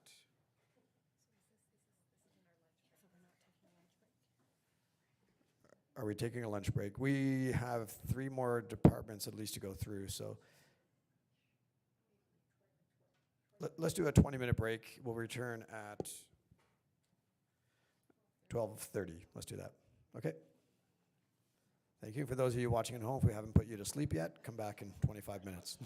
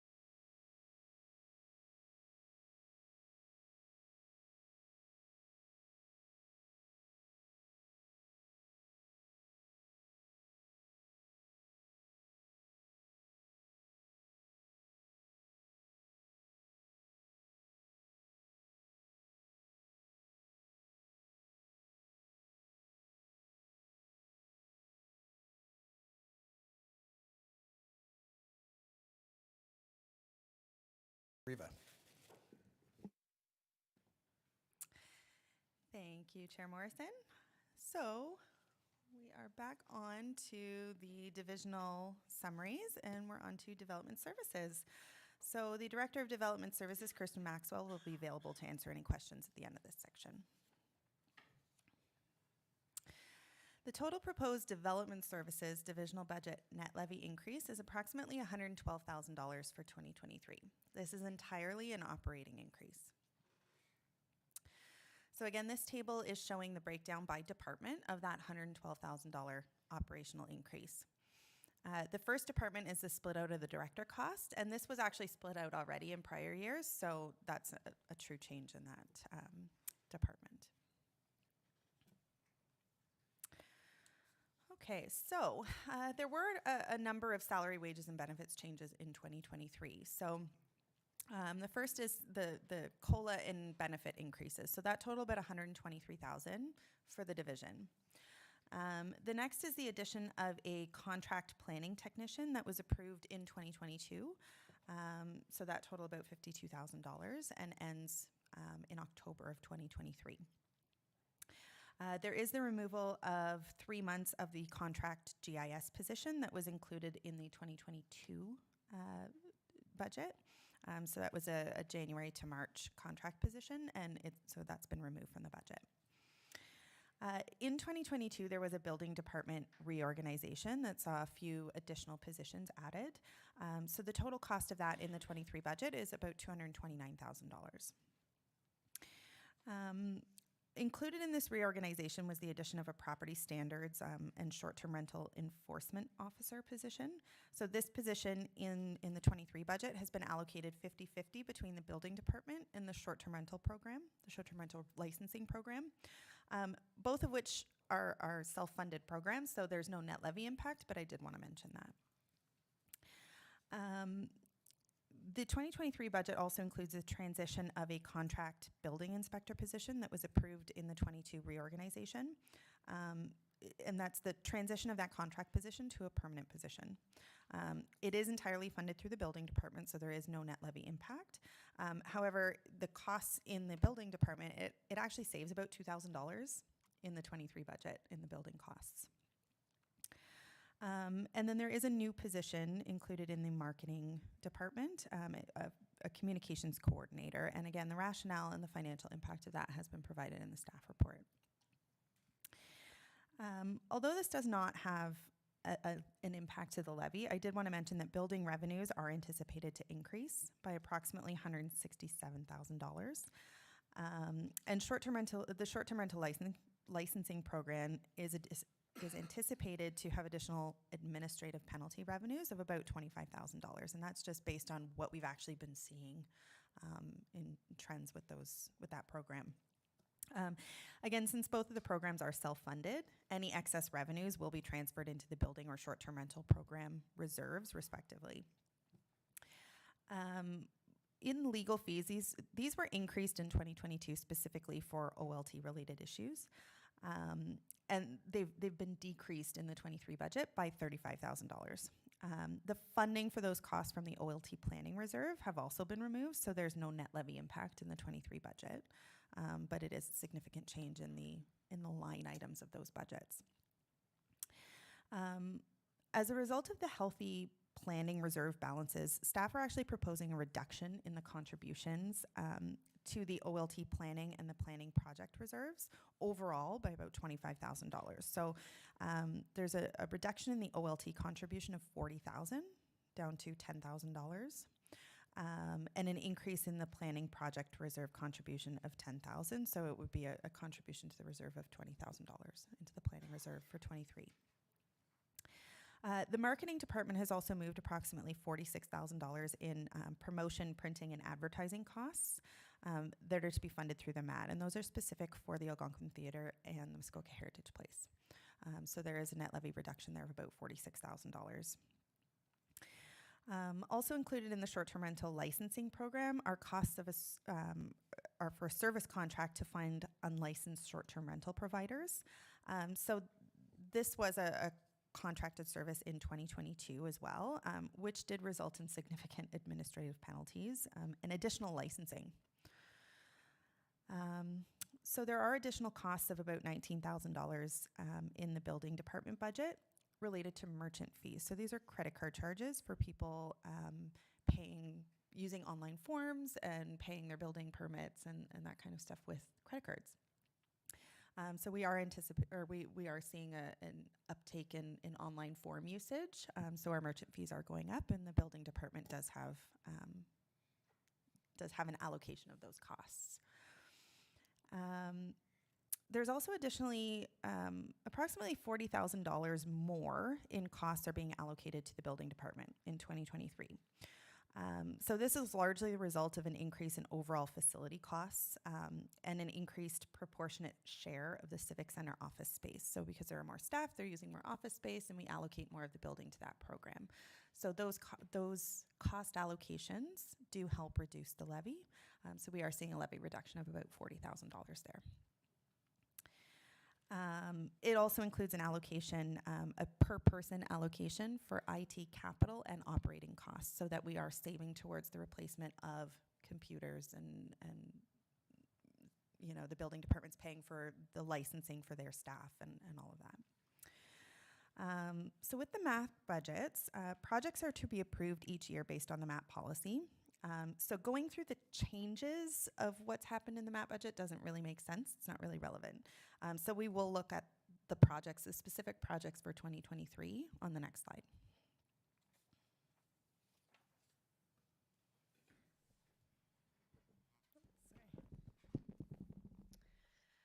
So revenue collection fees and contributions to HADMATA have been moved to a separate municipal accommodation tax department.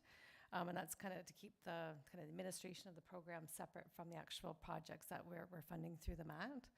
And I think it's important to note overall that the MAT program is expected to result in a net transfer to the MAT reserve of approximately $280,000 in 2023. So I will go through each of these line items that have been included for consideration through the MAT budget. We have the CAMA conference promotional material, which we've discussed earlier. We also have town general promotion material, so this can be used by our economic development and other departments for promoting the town. We also have the healthcare attraction, and that includes the HHR attraction. The Algonquin Theatre publications, advertising, marketing, and printing, we have $17,600 in there. Those are things that we've moved from previously from other budgets. And we also have Muskoka Heritage Place, so the same type of items, advertising, marketing, and printing for $29,900. Again, just to mention the wayfinding signage, which has been on our books for quite some time, for the $60,000, and also, and also the park signage for $30,000. So these are the trailheads, that sort of thing. We also have included $45,000 for the community improvement program. So we do have a program that people can apply to for this. We have the Huntsville Lake of Bays Chamber of Commerce for the visitor service of $32,000. The Port City and Utterson Chamber of Commerce for $5,000. The business retention and expansion program of $15,000.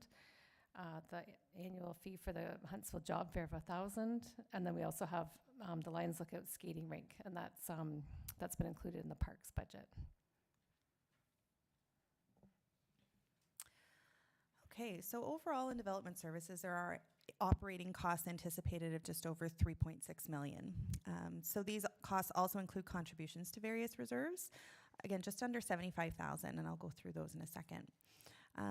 So the majority of these costs are to be funded through the levy. However, several specific other funding sources should also be noted. So revenues, including user fees, licensing permits, all of that stuff, total about $1.9 million in development services. There's also MAT tax of an anticipated $940,000 included in here. And then there's other various reserves for specific things. So the building department is self-funded, so any surplus or deficit in the building department is funded through the reserve or transferred into the reserve. There are also anticipated OLT legal costs of $15,000 included in the budget, which are proposed to be funded through the planning OLT reserve. The MAT costs are to be funded through the MAT reserve of about $274,000 in development services. And then the leisure guide, the remaining funding of roughly $4,800 that I mentioned earlier as a one-time item, has also been included in 2023 to offset some of the marketing costs. So some of the contributions to reserves include a contribution to the IT capital reserve of $4,400 from the building department, and that's to help save for the replacement of building department IT infrastructure. There's also a contribution to the planning OLT reserve of $10,000, and a planning and projects reserve transfer of $25,000.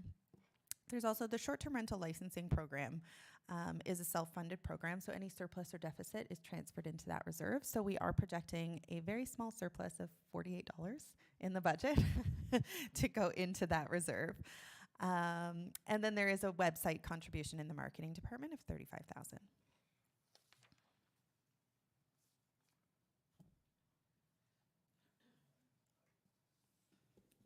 Perfect, thank you. Any questions from council? Councillor Renwick. Thank you, Chair Morrison. Just a quick question.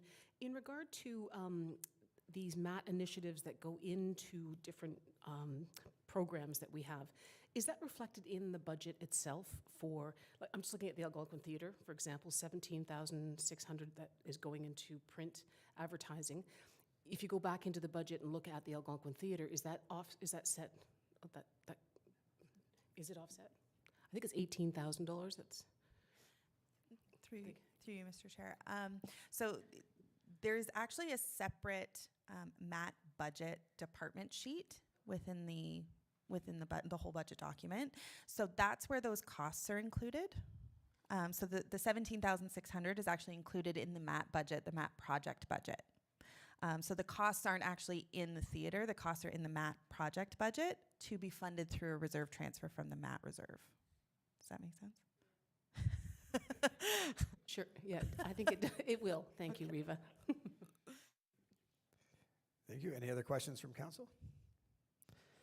I have one quick question on merchant fees. Now that we're seeing people use credit cards more often, it wasn't legal until just recently for businesses to charge a little extra for merchant fees. Is that something that we have considered, or is it worth discussing? Thank you. So I'll tackle this one. So it's actually been on my to-do list to bring forward that report, and it is sitting ready to go, waiting to go. We were just waiting till we had a new term of council. We'll bring that forward because it is now, you are allowed to do that. You are allowed to charge a fee, but it is, it'll have a big impact on our whole town because we would have to be charging it on everything, so. Right. So you can't just charge it on permit fees, it would have to be at the Summit Center, okay. Yeah, so it's a bigger question, we can chat about that later. Okay. Deputy Mayor Armour. Yeah, thank you, Chair. Through you, can you give me a better outline of the communication coordinator and their position, of what they'll actually be doing? Director Maxwell. Thank you, Chair Morrison. Yes, absolutely. So we have seen increased requests for service through the town for providing more information to the public, and we're trying to be as proactive with that communication and transparent as we can so that everyone is more aware of town initiatives and programs and services that we offer. So that position would specifically be dealing with all of our internal and external communications. That is your question? Yeah, thanks. Okay. So for instance, that would be if we're doing some stuff with Pittman's Bay, things like that would all get communicated through this communications director. Okay. Councillor Schumacher, Mayor Alcock.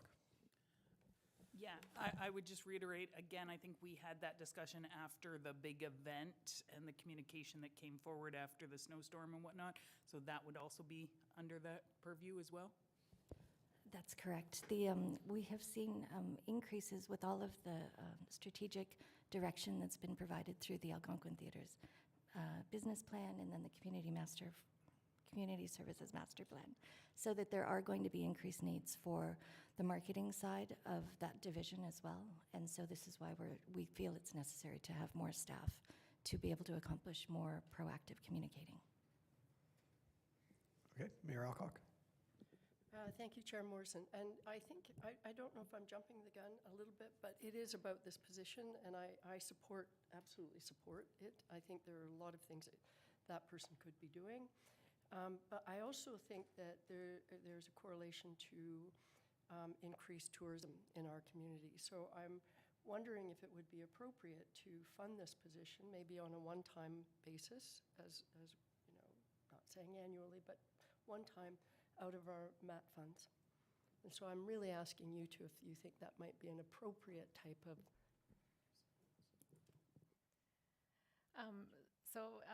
We have talked about this with Director Maxwell as well, and it does seem like it would fit with the program. However, we do have a policy in place that directs us how we can use those funds.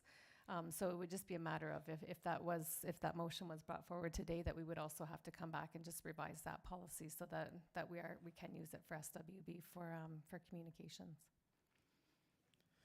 Deputy Mayor Armour. Thank you, Chair. I'd like to put that motion on the table for that one. I think we can easily justify that position. And Director Maxwell, is that position somebody who would be working with Lisa and Lauren directly? Okay, great. They could use the help, I'm sure. CA Corey. Thank you, Mr. Chairman. So just a point of clarification, I have to apologize to my team because I did review this PowerPoint, but you do speak to the doctor recruitment and you have a $30,000 amount in there, and if memory serves me correctly, it was 25. And I apologize because I should have picked up on that. Unless you have a really good explanation. I do. Thank you, Of course Reva. I do. Thank you. Through you, Mr. Chair. So that $30,000 is actually two things. So there's the $25,000 HHR attraction that was approved by council, I believe earlier this year. And then there's $5,000 for promotional materials related to healthcare attraction. So similar to town promotion materials, it's specific for healthcare attraction. You guys always have the answers. Any other questions on this department? Seeing none, we'll move forward. Okay, so lastly, we have corporate services. So this includes the CAO, HR, legislative services, financial services, this new MAC collection, administration budget, and the COVID-19 departments. So our Manager of Human Resources, Lisa Smith, our Director of Legislative Services, Tanya Kalea, and Director of Financial Services, Julia McKenzie, are all available to answer questions at the end of this section. So the total proposed corporate services divisional budget, again, includes CAO, HR, legislative services, financial services, the MAC collection, and COVID. The net levy increase is about $830,000. This is made up of $4,700 increase in capital and $825,000 in operating. So similar to what we saw with the other divisions, this table is showing the breakdown by department of the $825,000 operating levy increase. So a couple of things to point out on this one. There's the legislative services other and financial services other departments, and those are the split outs of the director costs. So not only their SWB, but their operating costs as well. The financial services piece is new in 2023, so that's why it's a zero balance last year. Our director was split between finance and insurance in 2022. Okay, so the CAO Human Resources significant changes.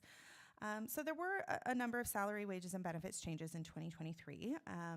So there was about $30,000, $31,000 related to COLA and benefit increases. And then there's also a one-time contract position for the project coordinator that was approved, I believe in 2022, to be funded through the Human Capital Reserve. There are additional consulting fees, and we did go through this in the 2023 one-time section, but there are consulting fees specifically related to a Center Street environmental plan, which again we touched on earlier. So this is to be funded through the Center Street Environmental Reserve. So there is no net levy impact related to this one-time project. Another one-time change is the corporate leadership training, which I mentioned earlier. It's included in the 2023 budget and is funded through the Human Capital Reserve. So again, no net levy impact to this one-time project. There are also overall increases of just under $18,000 in the human resources budget, and this is related specifically to the health and wellness program for staff appreciation. And includes an $11,000 increase in website advertising for job postings and recruitment. Okay, so now let's go through the significant changes in legislative services. So there are minor capital contribution increases here of $4,700, and that relates to IT and the council chambers IT-related assets. New in 2023 will be the IT shared services revenue. That's approximately $98,000 in the budget. So that's a new revenue stream in 2023. There were a number of salary, wages, and benefits changes as well. So in legislative services, the COLA increase and benefit changes total approximately $49,000. There's also council COLA and benefits increases of about $19,000. So that's specific to council. There is the removal of the 2022 elections coordinator position and the part-time hours that went along with the election. Those were funded through the election reserve, so there's no net levy impact, but worth noting. There's also the addition of the committee coordinator position that was approved in 2022. There are also 2 new IT positions related to the shared services that IT is now providing. So those positions were approved in 2022 as well. The council discretionary funds has also been increased by $11,000. So it's now sitting at $21,000. So that equates to $5,000 for the mayor and $2,000 for each of the councillors. There are also several one-time projects in 2023, which we already went through the details of. So things like the networking updates, camera assessment, ransomware pre-engagement, all of those things that we discussed earlier in the presentation. So these are all funded through reserves, so there's no net levy impact. In corporate information, there is a non-annual recurring project in 2023, and I did touch on this earlier. The aerial photos for corporate information at a cost of about $1,900. So it is non-annual recurring, so it happens every 5 years, and it is to be funded through the corporate information reserve. Another thing worth noting is that all of the election costs from 2022 have been removed from the 23 budget. These were all funded through the election reserve, so there's no net levy impact. I did want to mention, though, that there are some minor council orientation costs of $3,500, and there's a compliance audit committee costs of $2,000 that are included in the 23 budget to be funded through the election reserve. So again, no net levy impact, but worth noting. Those will be removed in 2024. There's also an increase in funding from the building department. So this allocation is to fund a portion of the records management, corporate information, and IT salary costs for staff. And there's also a component, which I mentioned in development services, for IT operating costs that the building fund benefits from. So since the building department is self-funded, any increase in funding that the department does, it does reduce the overall net levy. So in 2023, the reduction specifically for legislative services is just over $16,000. So $16,000 more cost being paid by the building department.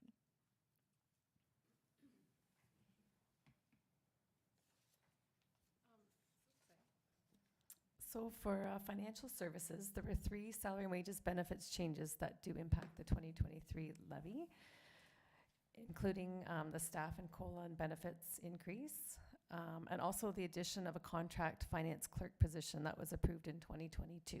So this was a 12-month contract. There was also a few position evaluations that were completed throughout 2022 that have an impact on the levy for 23. There was also an overall decrease in funding from the building department. This allocation is to fund a portion of the finance, insurance, and customer service salary costs for staff, as well as an allocation of the insurance premium and deductible budgeted costs that the building department benefits from. Largely, this reduction is the the result of a change of the insurance premium that relate to the building department. So after several years of some very significant insurance budget increases, we did do a RFP back in 2022, and the result was that we didn't have an increase in 2023. So not a big reduction, well, a minor reduction, but very minor reduction. But we didn't have a major increase, which was great. Also included in the insurance budget is consulting fees of $5,000 for building assessments for insurance purposes. So it is proposed that these costs be funded through the insurance reserve. And this is to get an updated value on the value of our buildings, because we haven't done that in quite some time. And as you know, there's been some significant changes in the value of property. So although in 2022 we've seen significant reductions in interest and penalties on taxes, it is a good news story, because this means that people are able to pay their taxes more regularly, and it's showing on our balance sheet because they're getting paid.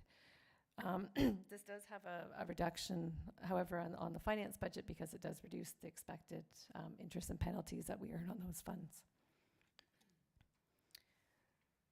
So on the flip side, we're seeing that interest income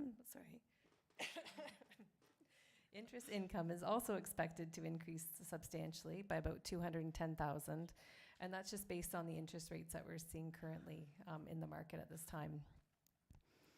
In the 2022 budget, as a way of reducing the tax rate, as we've noted previously, Council approved a one-time reduction in the contribution to the working funds by $100,000.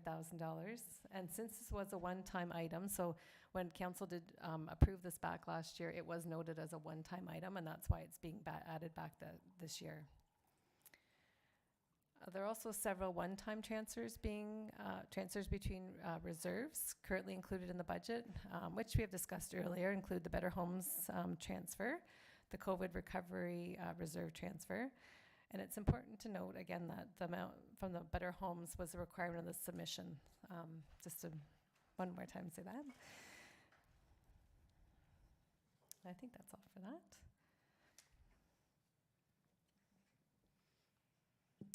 Okay, so I know I've mentioned this a few times, but new this year, the MAC collection and the related costs and administration of that program has been split out into a separate department. So this is in order to streamline the process and separate the non-project costs related for the MAP projects, which we identified in the Development Services Division. So MAT revenues are anticipated to increase by over $500,000 in 2023, along with some administrative penalty revenues of about $5,500. So as a result, the contribution to the tourism entity, HMATA, will also increase by approximately $346,000. So merchant fees with respect to providers reporting and remitting now online are also expected to increase by approximately $7,400. In the 2022 budget, collection costs were budgeted as contractor fees and paid to a third party. Now that the collection is done in-house, the collection costs of 1% are actually recorded as an expense in this budget and as revenue in the finance department. So it's an internal revenue and expense. There's no net levy impact, but so affordable housing rebates have also been increased by about $7,300 and are now sitting at just over $24,000. And these are based on anticipated applications for 2023. There are also, and I did mention this in the one-time projects listing, but there are legal costs of $10,000 included in this budget in order to review the MAT agreements as a result of the pilot project ending. So this sheet also includes the SWB related to the taxation and revenue clerk that administers the collection of this program.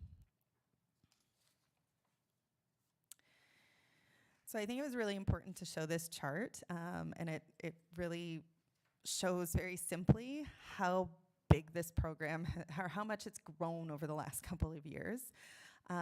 So it shows the historical MAC collections broken down by short-term rental in the blue versus the hotels and the other providers in the red.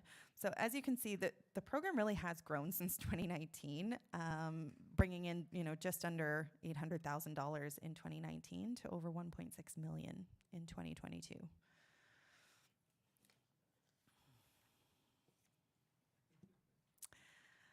So overall, there are operating costs in corporate services, so that includes all of those departments we just went through, operating costs of just over 10.2 million. So these costs include contributions to reserves of over $4 million, 4.1 million. So the majority of this is to be funded through the levy. However, there are some specific other funding sources that should be noted. So there are revenues of about $2.5 million. So that includes application and licensing fees, the IT shared services revenue, leases like the Center Street lease, tax certificates, notices, and mortgage processing fees, penalties and interest revenues, and internal allocations from other departments. So like a recovery from the library for IT services and the building department allocations. There's also supplementary tax billings of over $340,000 that offset those expenses. There's MAT tax anticipated of $1.45 million in this budget, which helps to fund those costs. And then there are various reserve funding. So things like the election costs of $5,500 that I mentioned, orientation and the compliance audit committee are funded through the election reserve. There's also the aerial photos for $1,900 funded through corporate information. There's the Ontario Service Delivery, the usage of those remaining funds of about $6,500 that I mentioned in the one-time projects that goes to reduce those costs. There's about $22,000 from the Records Management Reserve for one-time projects. So that was the digital land surveys of $17,000 and the OCR recognition project for $5,000. There's also the COVID-19 Recovery Reserve funds of $482,000 that fund a contribution to the working funds.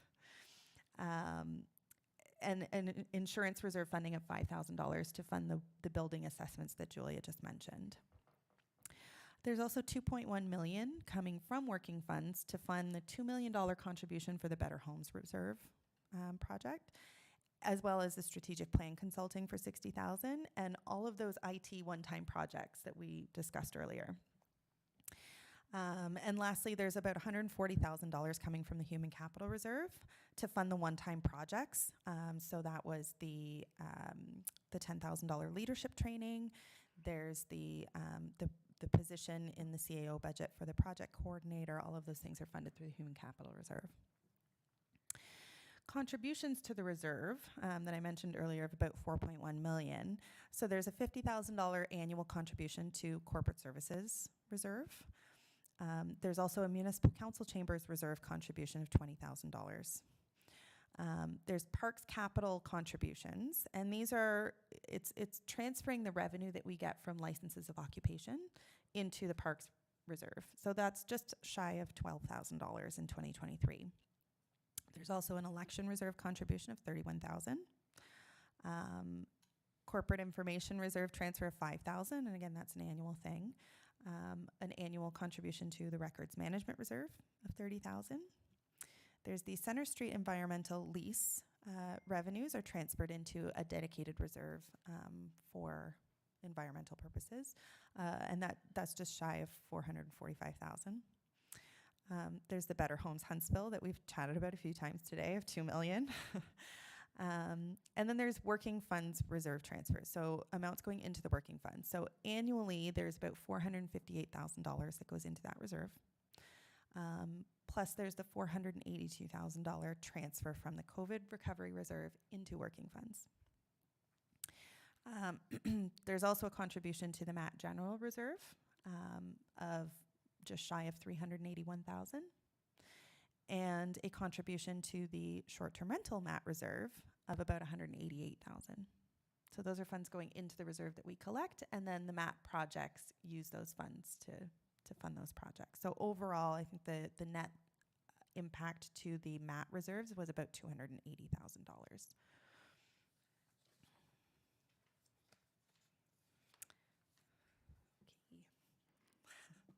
Thank you very much. Any question on corporate services? I know that Riva, Julia, Corey, and I would say it's the most exciting department, right? It is. It really is. I'll start with my co-chair, Corey Clark, and over to Mayor. Thank you, Chair Morrison. Yes, very exciting. Thank you. Thank you, ladies. I just wanted to, Mayor Alcock had brought up about the MAP funds, and so I just wanted to talk for a moment about that. I think expanding the ability to utilize the MAP funds to offset staff wages and benefits is a great idea. I would suggest there's likely other tourism-related staff positions that we could fund either one time or more importantly, going forward permanently to reduce the rate. This option makes the levy more affordable for all residents without a reduction in service levels, which is important. I understand probably need to be some policy changes made, so I say let's make those changes. If we were to make staff positions, appropriate staff positions permanently funded through the MAT, it would not affect the tax rate in the following years, which is important to note. Whereas if we're doing it one time, it will have an effect going forward in the next years. Thank you. Great comment. Over to Mayor Alcock, and then Councillor Renwick. Thank you, Chair Morrison. I think Councillor Renwick, but she just gave me approval to go before her, but you know. So, thank you. And I concur, actually, with Councillor Clark. I totally agree. I think there is at least one other position that has been identified already, which was the increase in hours for the front of house, totally directed to tourism-related activities. So I agree that we should pursue that track. But what I wanted to comment on was the reference to council discretionary funds. And it may not seem like a lot of money, but I did want to explain that I think currently, and I'm looking for Tanya, but I think we currently have $10,000 allocated in that fund per year for all of council and the mayor. And ostensibly that's used for when we decide to go to a conference. And I believe there's been an interest around the table by most people that they like to attend at least one conference. So the recommendation to go to 21,000 from 10 is to basically cover off fees to go and the staying at hotels, et cetera, rather than having to come back and ask for more money if we exceed the budget. And we will definitely exceed the budget if it stays where it is. So I did want to explain that to council. Again, not a lot of money, but every bit counts. And if it looks like it's a council fund, I think that's important that we see that. Excellent. Councillor Renwick. Thank you, Chair Morrison. And just in relation to what Mayor Alcock just said, so the discretionary funds that are allocated, the $2,000 and the $5,000 for the mayor, that's separate, is it not, from what you're talking about? The $10,000 for, no? That's the same fund. Okay, thank you. That's the fund. I do have another question, and that was in regard to the COVID recovery fund. You said that we received $400,000 from the government in 2021 or 20, and then there's an additional $482,000 that went into the, is that true? So through you, Mr. Chair. So yeah, back in 2020, the previous council set aside $500,000 from the working funds reserve. So they took money out of the working funds and created this COVID recovery reserve. And we will get into that a little bit later in the presentation. But yeah, so in the 22 budget, we did utilize the Safe Restart funding, which was about $423,000, which we no longer have in the 23 budget. So it has increased the levy by $423,000, not having that funding this year. Currently in the budget, because we don't have any direction from council otherwise, we have proposed to consolidate that COVID recovery back into the working funds. But we will go through some other options later. I'll just add one more quick thing just on that funding that was set aside. It was to be used for when we reopened and for COVID-specific initiatives in our community. And I think because it's not 500 anymore, we use some funding, I believe, for some PP&E that we purchased for the community in 2020. So, Chair Morrison, just to follow up on that then. So we set aside $500,000, but did we not also receive money from the government? Okay. So we had $900,000. In essence, the $500,000 that council set aside was just a movement from one reserve to another reserve. So it really wasn't additional funding. It was just a movement between reserve funds. Okay, and quickly, Deputy Clerk Perot, she wants to mention something about the discretionary funds first, and then we'll go to Councillor Fitzgerald. Thank you. I just wanted to provide a little bit of further clarification on what the mayor had said in regards to the discretionary fund. So you're correct, it was at about $10,000, it was $10,000 previously. That was reduced significantly during COVID. So previously to that, the mayor's office typically had about $5,000 discretionary just for the mayor's office, and then there was an allocation per councillor. However, it was one lump sum. So we did increase that because coming out of COVID and increased costs. Since that time, the clerk has done a little bit of a survey along our members of council on what they'd like to attend. And I can say at this time, we would be over budget if all the councillors were to attend what they had asked for. So right now, we have budgeted $21,000, and just in that alone for councillors, so not even with the mayor included, we are over $21,000. So just to keep that in mind, it's up to council at the table here. But we're at about $22,000 just for councillors, and then that, of course, doesn't take into account the costs for the mayor as well. So just something to consider if you'd like to potentially look at increasing that budget, or if you'd like to keep it at that budget, and then councillors would just have to determine how they'd like to see that pan out. But that was just some information that's a little bit more additional information to what the mayor had noted. That's great to know. I've Councillor Fitzgerald and then Mayor Alcock. Thanks, Chair Morrison. I waited till my third term of council to go to a conference, and I wish I'd known sooner the value that I would get out of going to said conference. So I'm happy that we've increased the budget. I don't know if we do need to increase it. I know I'm going to another conference, and if I'm over my allotted amount, then I'm happy to dig into my pocket to gain that knowledge of what I can obtain at that conference. So, Thank you. Mayor Alcock. Thank you, Chair Morrison. I think I appreciate your comments, Councillor Fitzgerald, because I think I'd be happy with the proposed $11,000 increase. I'm not sure we've approved all of the asks, so I think somehow it will sort itself out this year. But I also believe that people should go at least, once if you haven't been, right? I do think there's incredible value.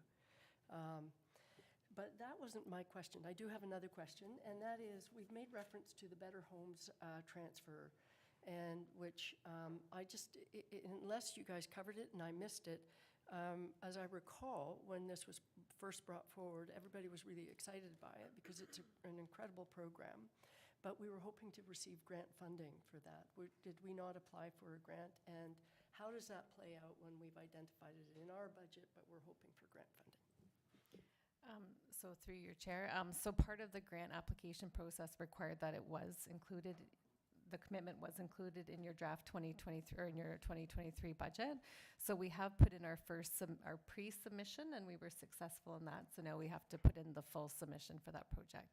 But after we do that, we also need to look at the whole administration of that program and everything else. So it is quite a big program.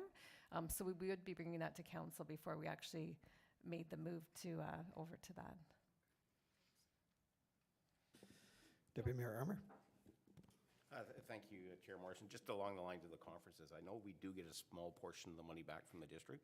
I mean small, very small amount, but that does maybe help a little bit. Maybe we should be looking to the district to start funding more of those conferences so district councillors can attend, and plus the mayor. That makes sense. Over to Director McKenzie. Sorry, one more thing I forgot to mention just about the Better Homes. I didn't answer your question about the grants, and I believe the grant was they're offering $10 million in loans and $5 million in grants. So that was the FCM. That's the total for that what Huntsville would be applying for. Any other questions on corporate services? Okay, seeing none, I'll pass it back over to Julianne Riva.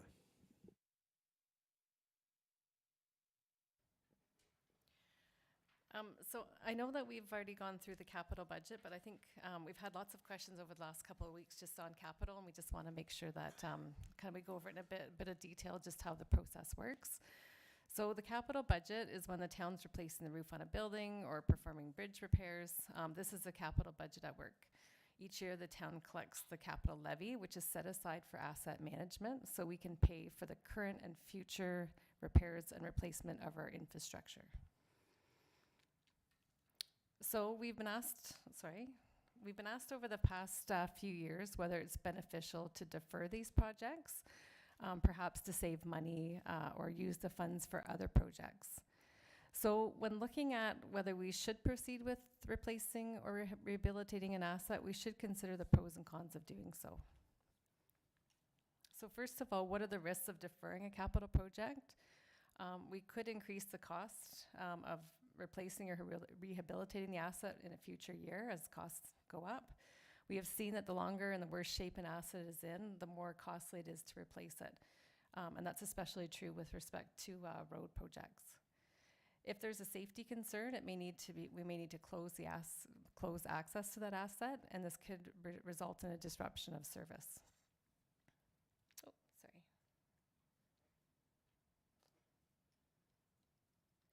So benefits of deferring a capital project, the market availability may be improved. So I know right now we're in a kind of a funny time.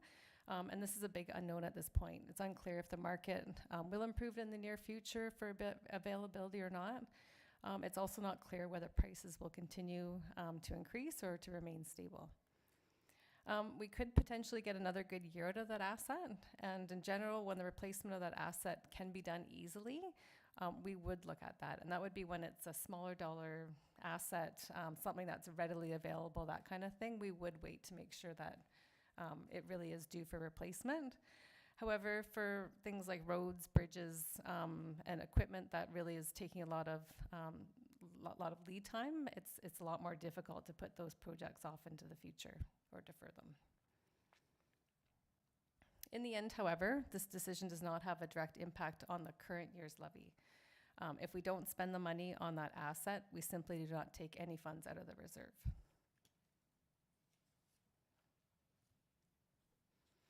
So if council wishes to remove an asset entirely, with the goal of not having to ever replace it, so this could be decommissioning of a playground, tearing down a building, etc., there are factors that need to be considered here as well.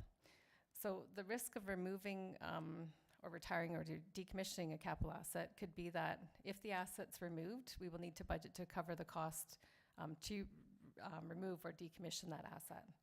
And this will also result in a service level decline, which could be okay if that service is no longer needed, but if it's a service that is being asked for in the community, it could be a negative. So benefits of removing a capital asset, this will reduce the overall amount needed for that asset to be funded over the future, and it may result in less operating costs for that asset. Again, removing an asset entirely will not have a direct impact on the net levy in a given year. So how do you reduce the capital budget to reduce the impact on the current year? So the amount that is currently that is contributed for capital funding would need to be reduced. So overall, our current contribution that's in the budget right now is sitting at 6.2 million.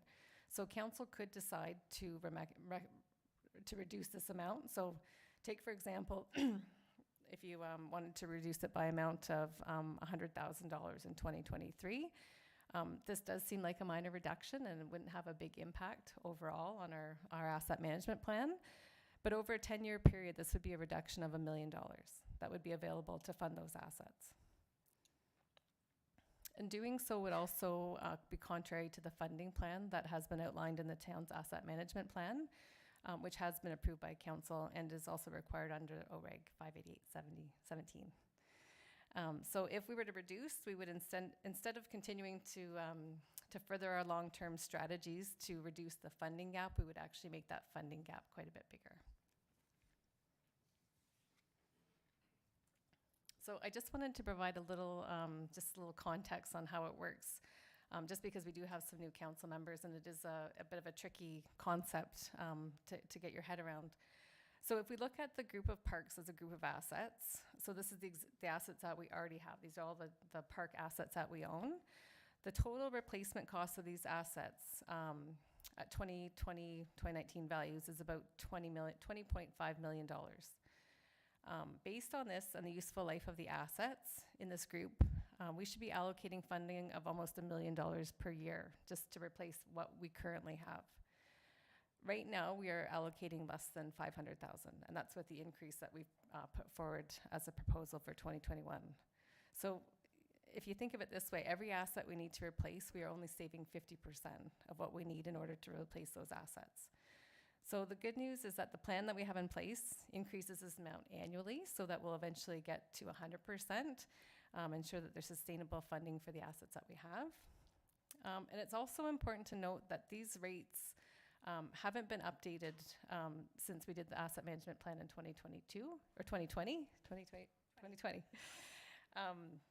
And as we've seen the significant prices increase over the past couple of years, there may be an adjustment upward of what we should actually be contributing. So just to narrow it down even further, I'm going to take this one asset, for example, which is Meadow Park. So the estimated cost to replace this park is $65,000. So we are, based on this and the life of the asset, we're needing to put aside $6,500 per year. So if you took the amount that we're putting in for the overall funding for parks, we're putting in about half of what we should be. We would only put, so half the amount of the replacement is not sitting in a reserve account to be used for that asset. So if you think of it that way, the money's not sitting there to use for other things. We don't actually have all the funding that is required for all those assets yet. So you can see from this example that if the project is deferred to another year, it does not remove the responsibility to replace the asset, or remove this responsibility to replace the asset as it gets to the end of its life cycle. Delaying the rehabilitation or replacement of an asset can create higher operational costs, as additional and costly repairs may be required that do not extend the life, but just allows for the asset to be used for one more year. Based on current contributions from the levy, there would be a funding shortfall if contributions over time did not continue to increase. This would also result in negative reserve and unsustainable funding levels.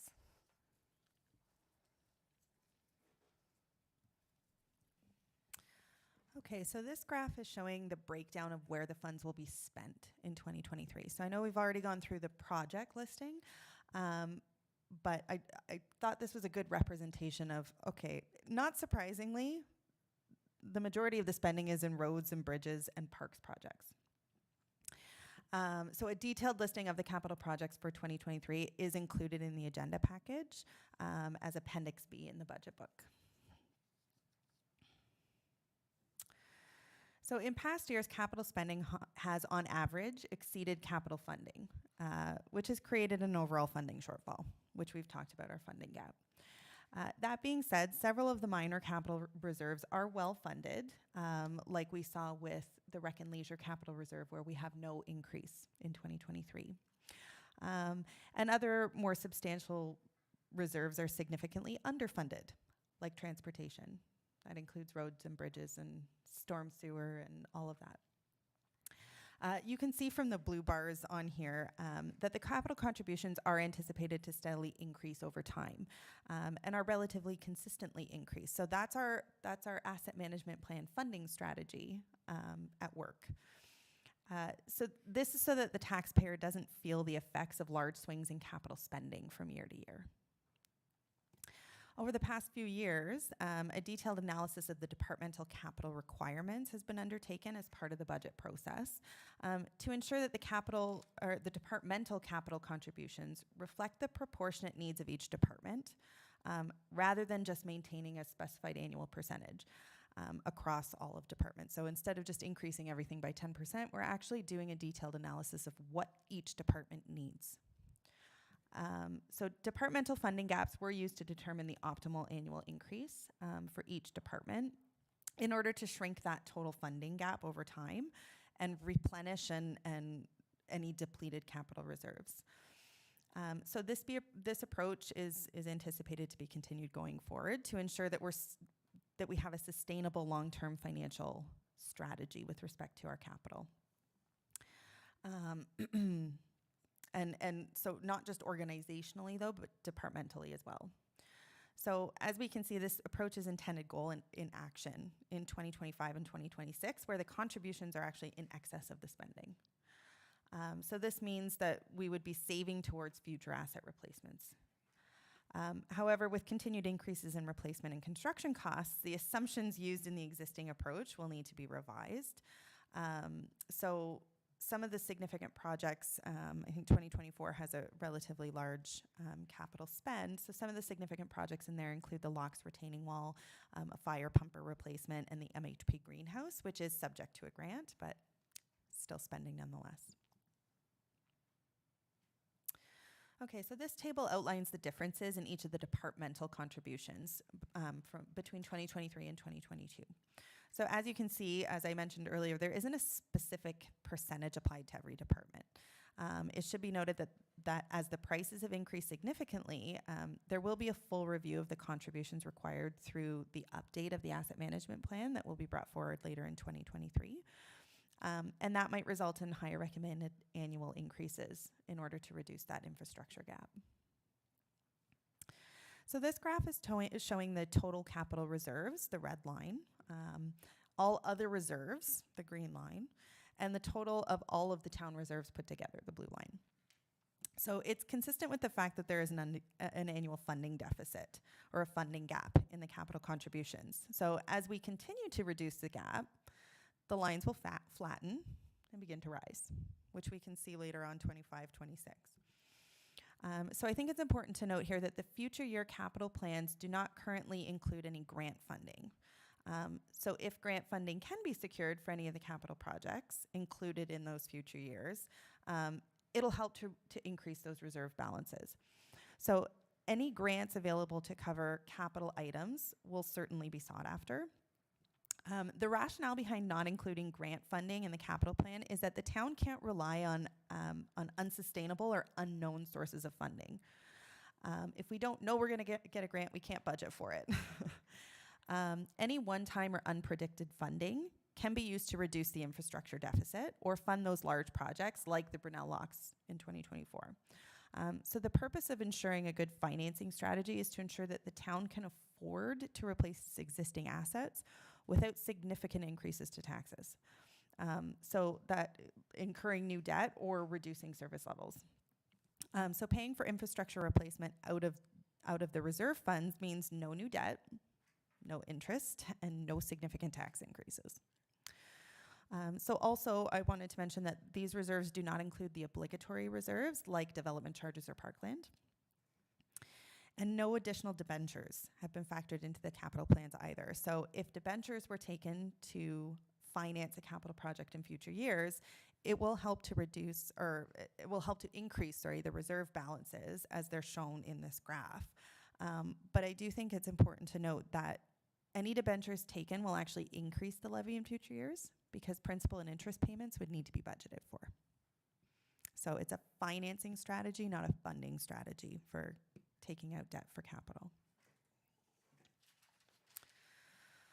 Okay, so this is the town's debt related to capital projects in previous years. So as you can see from the chart above, significant principal payments are being made each year, which results in a relatively quick decrease of the interest payments that are required. So the more principal you pay off, the less interest you pay. The higher, that's what I just said. So at this time, there is no scheduled debt payments after 2030. Okay, so what does Huntsville look like compared to our municipal comparators or other neighbors? All right, so this chart shows the historical rates for assessment increases, the levy increase, and tax rate increases. So there are a few key points that I wanted to highlight on this slide. So as you can see, both the tax rate and levy increases for 2023 are higher than the 4-year historical average. Past budget have been financially assisted by the province through Safe Restart funding and through reduction in services because of COVID. and in order to maintain a low tax rate. The tax rate is slightly lower than the levy increase, and that's because the growth experienced over the last year in assessment of over 5%, which is higher than the 4-year average. So it's not quite the proportional change. Okay, so although it is difficult to do a direct comparison between municipalities because of the different programs and facilities that they operate, the communities they serve, and the geographical location of those different areas, I think it is important to note that Huntsville's tax rates are competitive with neighboring communities. So in this slide looks at the 3 towns in Muskoka. So you can see that Huntsville historically has had a much lower property tax rate than the other towns in Muskoka. In fact, the rates in Huntsville's proposed, the rate in Huntsville proposed in this budget are still lower than the tax rates in both Bracebridge and Gravenhurst from 2019. So we're still not even at their 2019 rates.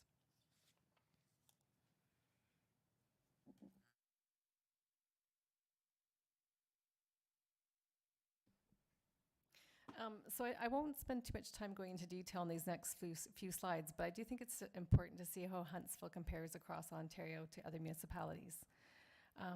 We've taken a look at the other lower tier municipalities in Ontario, and I believe there's 208, with a population between 15 and 25, and have provided a visual of where we fit in with our comparators.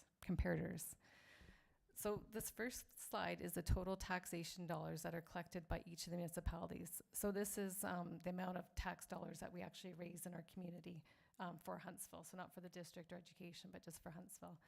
And as you can see, we're right just in this darker blue line. This is Huntsville right in the middle of the pack.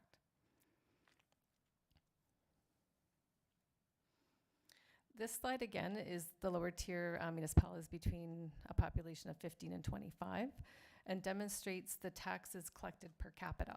So the total dollars raised per population. You can see from this slide that Huntsville is on the lower end of the spectrum. So it's down right here.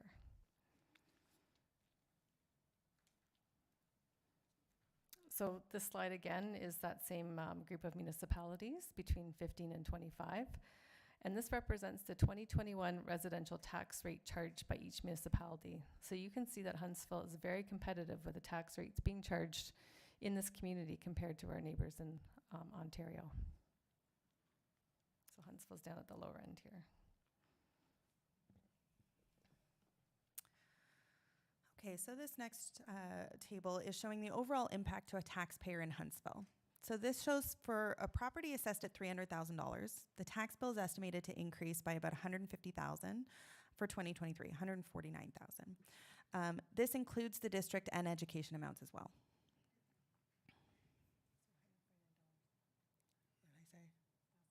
Did I say 149,000? I keep doing that. $149. Sorry, everybody. $149. That I may have given a few people a heart attack on that one.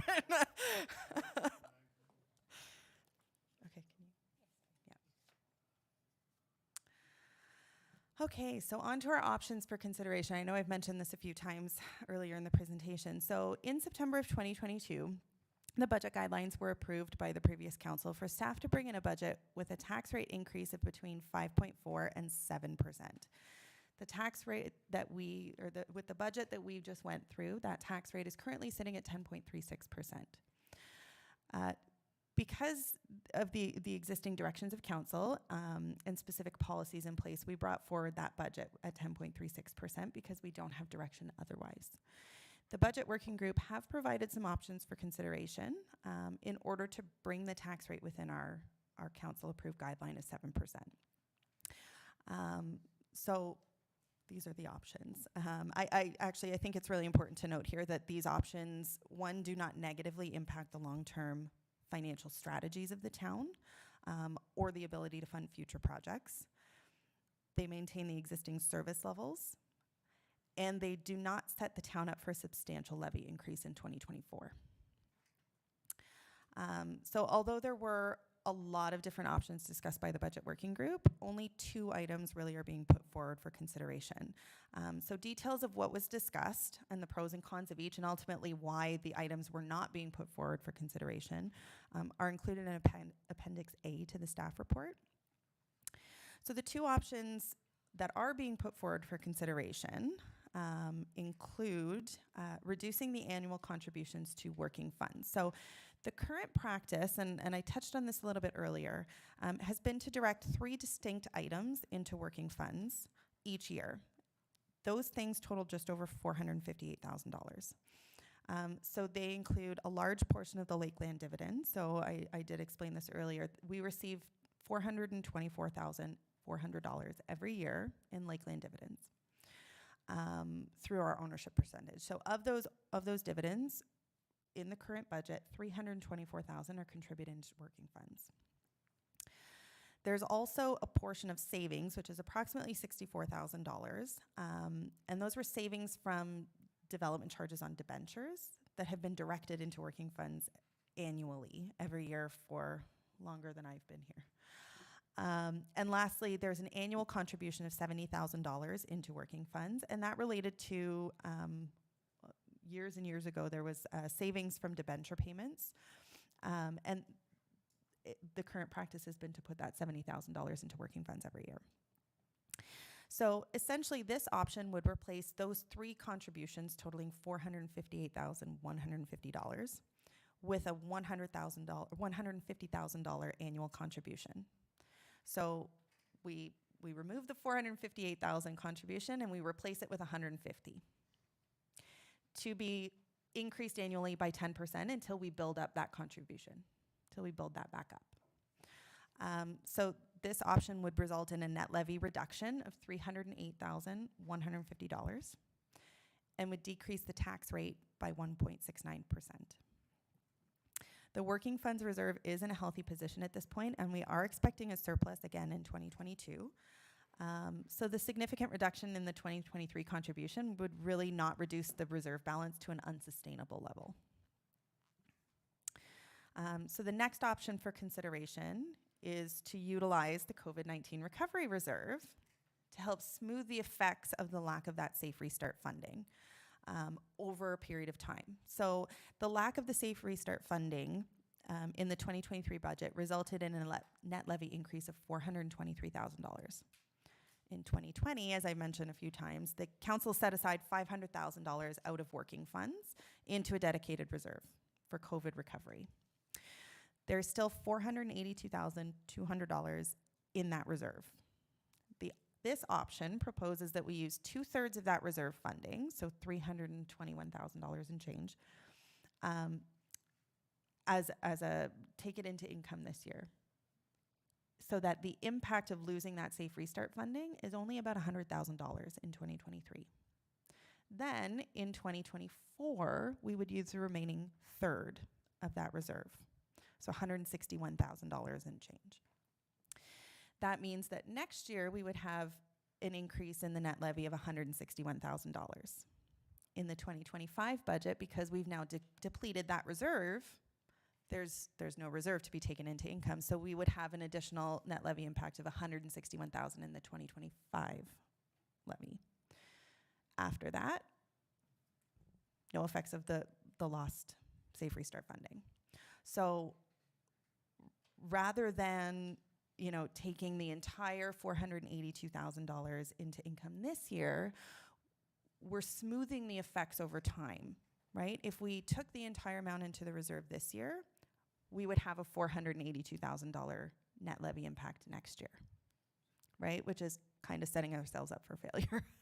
So taking this into income over time will really help smooth the effects to the taxpayer and reduce the levy this year, but gradually. So I think it's important to note, so yeah, neither of these options really affect the long-term financial strategies of the town or reduce any of the service levels. So they are sustainable options for us to employ. So I did want to go through, if both of these options are adopted by council, what is the impact to the taxpayer? What does that look like in the 2023 budget? So if both of these items are included, the overall impact would be an increase in the town rate of only 6.91%, which is within the 7% guideline. It would bring the estimated tax bill to an overall increase of 4.2%, which includes the district and education amounts, and would result in an increase overall of approximately $107 on a $300,000 assessment. Not $107,000. So it is a fairly substantial reduction. We are overall, the tax rate would be 6.91% specifically for Huntsville. The impact to the taxpayer is 4.2. And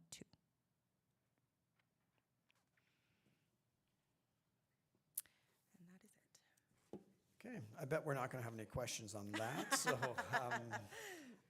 before we get to questions, first of all, I want to thank Riva and Julia and your entire team. I joked about it putting people to sleep, but you actually made an 82-page presentation pretty exciting.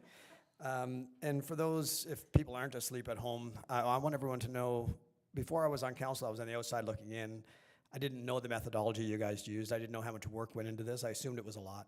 But I can say that Corey and I can speak to the fact that you two, your whole finance team, and the budget working group, which would be Director Ukivi, CAO Corey, and all the directors, everybody.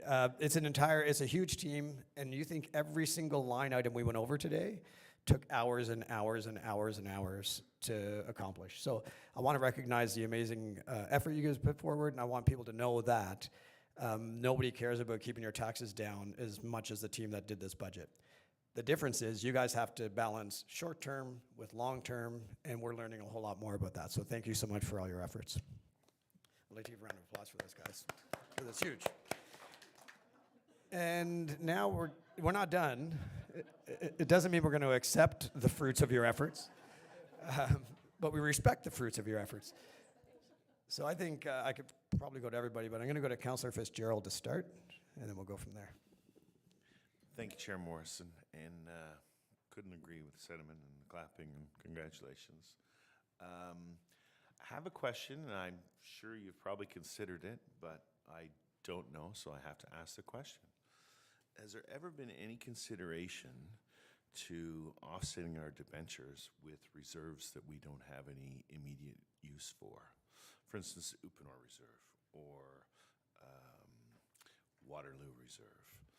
If we use those reserves to pay down debentures and lessen the interest and then pay them back over time, is that a possibility? Through your chair. So with debentures, you can't pay them off early. We don't have any that have a balloon payment option on any of them, so that's not an option to pay them off earlier. With regards to the Uponor property, there is actually a bylaw in place for that property and the use of those funds. And that was, if I remember correctly, it's to have, all funding must go into that reserve and it must get to a value of $4 million.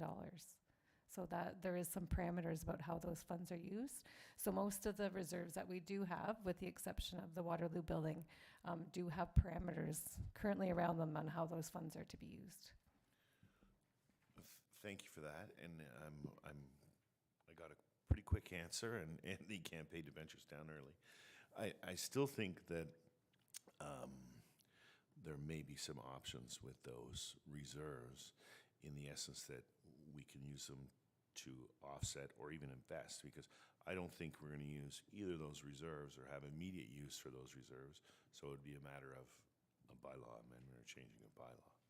So I guess for future consideration and moving forward, that may be a consideration around this table. Well, thank you. Thank you. Any other hands? I think everybody, but I'll do Councillor Schumacher. Thank you, through you, Chair Morrison. Mine's more around, we always use MPEC assessment of 300,000, it seems to be. Is there a reason for that? And will that change in 2024 when our new assessments come in? So through your chair, I can guarantee you there will be a change when the new assessments come in. They were looking at, when that last cycle was supposed to come in, they were looking at a double-digit increase for Huntsville for the assessment rates.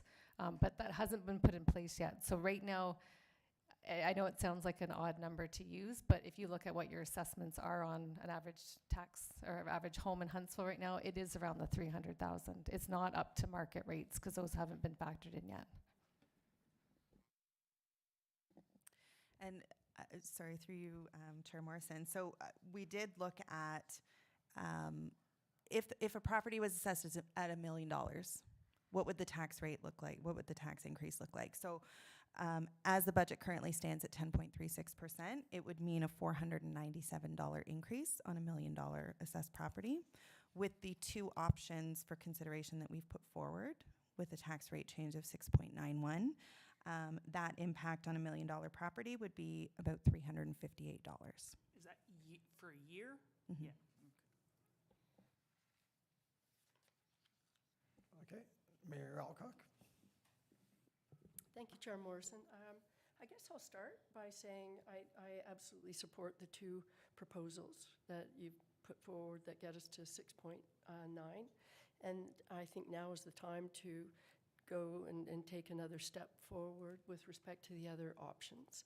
And as discussed during our meeting, one of the options was, and I think you've defined it this way, expand the ability to utilize the MAT funds. So I would definitely support doing that in this budget. And of the question around whether to do it annually or not, I know that you mentioned that, Councillor Clark, and my only comment about that, I understand and I think that makes sense, but I don't know if we've had the full discussion as to what that expansion looks like for other positions or other things, and I think we still need to have that discussion. So I would be happy to do that post-budget, to say, let's look at that, and then set it in stone annually. But for right now, I would suggest that it be one time, just my proposal, and it be attached to the two specific SWD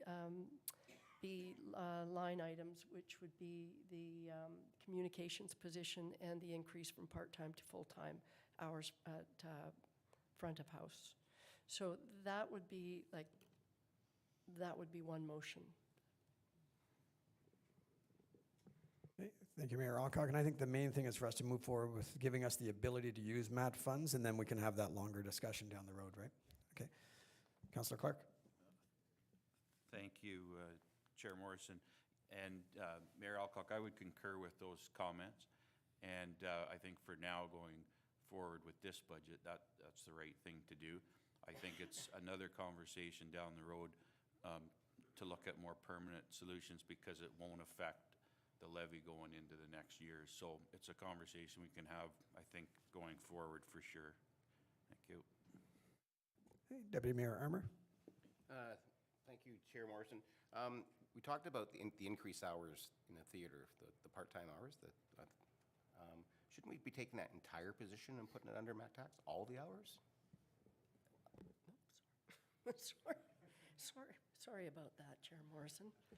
I would put that out to all of council. I think that's again, it speaks to what we want to do if we're starting to use MAT dollars for salary, wages, and benefits. So that could be a proposal. I would love to hear the response. Yeah, I think that's the opportunity, because we're only going to pay this little portion. I can't remember how many hours it is. Why wouldn't we just take the entire position and put it under MAC tax?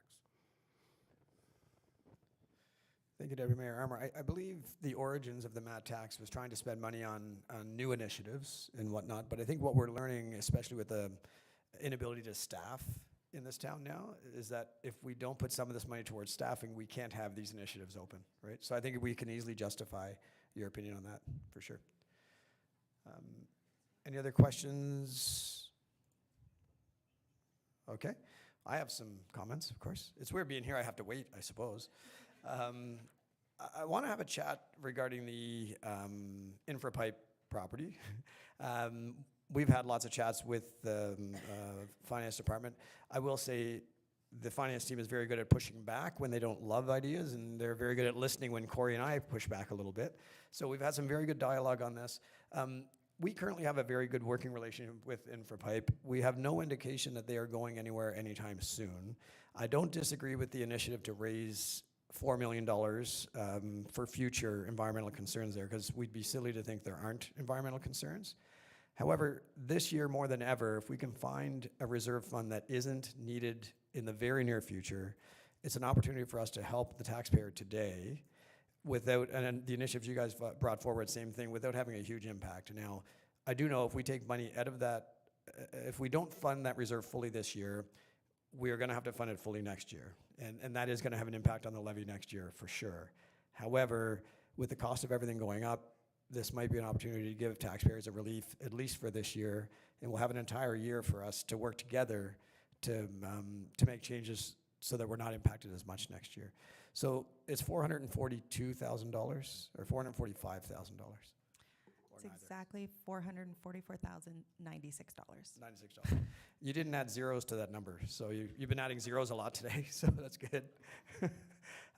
So that would be, if we wiped out the entire amount, it would have an impact on the tax increase of approximately almost 3%, right? Maybe 2.6 to 2.8%.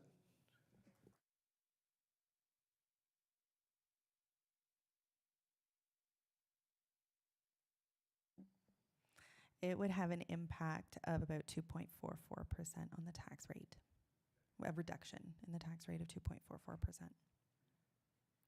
So just putting it out there for discussion. Deputy Mayor Armour, Councillor Clark, and then Councillor Renwick. Thank you, Chair Morrison. By doing that, as you just spoke to, are we not pushing that 2.44 to next year? That we're going to start off at that point? My thoughts on, I've been briefed that is definitely the case by the CAO and et cetera. So yes, depending on what the levy comes in at next year. This year we're increasing the levy by about 1.7 million. We don't know what next year's levy is going to be. We know that the debentures are going to be down. There's things that are going to be happening between now and then. But regardless of that, even if that 2.6, in my opinion, if that 2.6% gets pushed forward to next year, or 2.4, or if we do a portion of it, we're going to have to pay it next year and this year. If we take it off this year, we're going to pay it next year, but not this year. Do you know what I mean? Like it isn't that we're going to have to come up with double that amount next year. It just means we'll still have to come up with that funding will have to go into the reserve next year, and this year you'd have a bit of relief, in my opinion. But I will invite Julia Riva or CAA Corps to speak to that.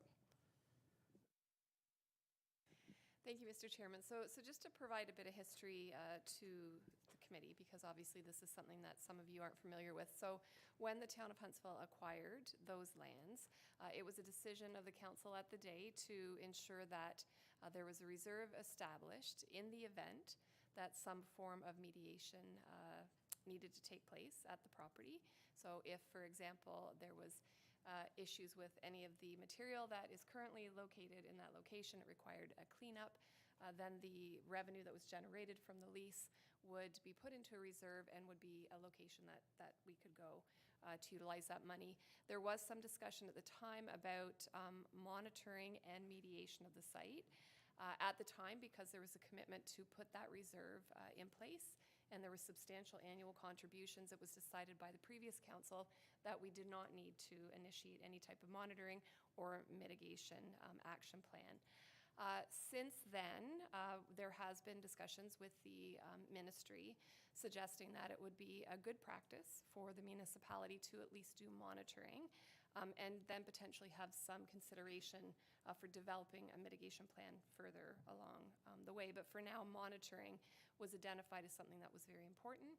So it was approved, and it was noted in the budget that we will be proceeding with having a company come in and do some kind of monitoring program and identify whether that's annually, twice, biannually, whatever the case may be. So the intention of that reserve was just to plan in the event that any type of, I'll say, mitigation efforts needed to take place at the property.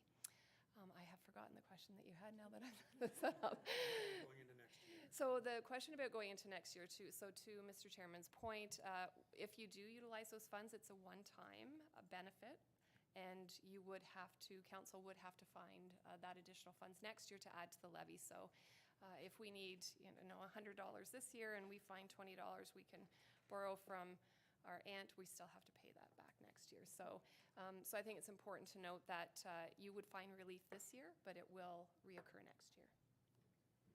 And quickly to that note, when we're thinking about next year, one of the biggest budget increases this year was the COLA increase, which we can all get behind.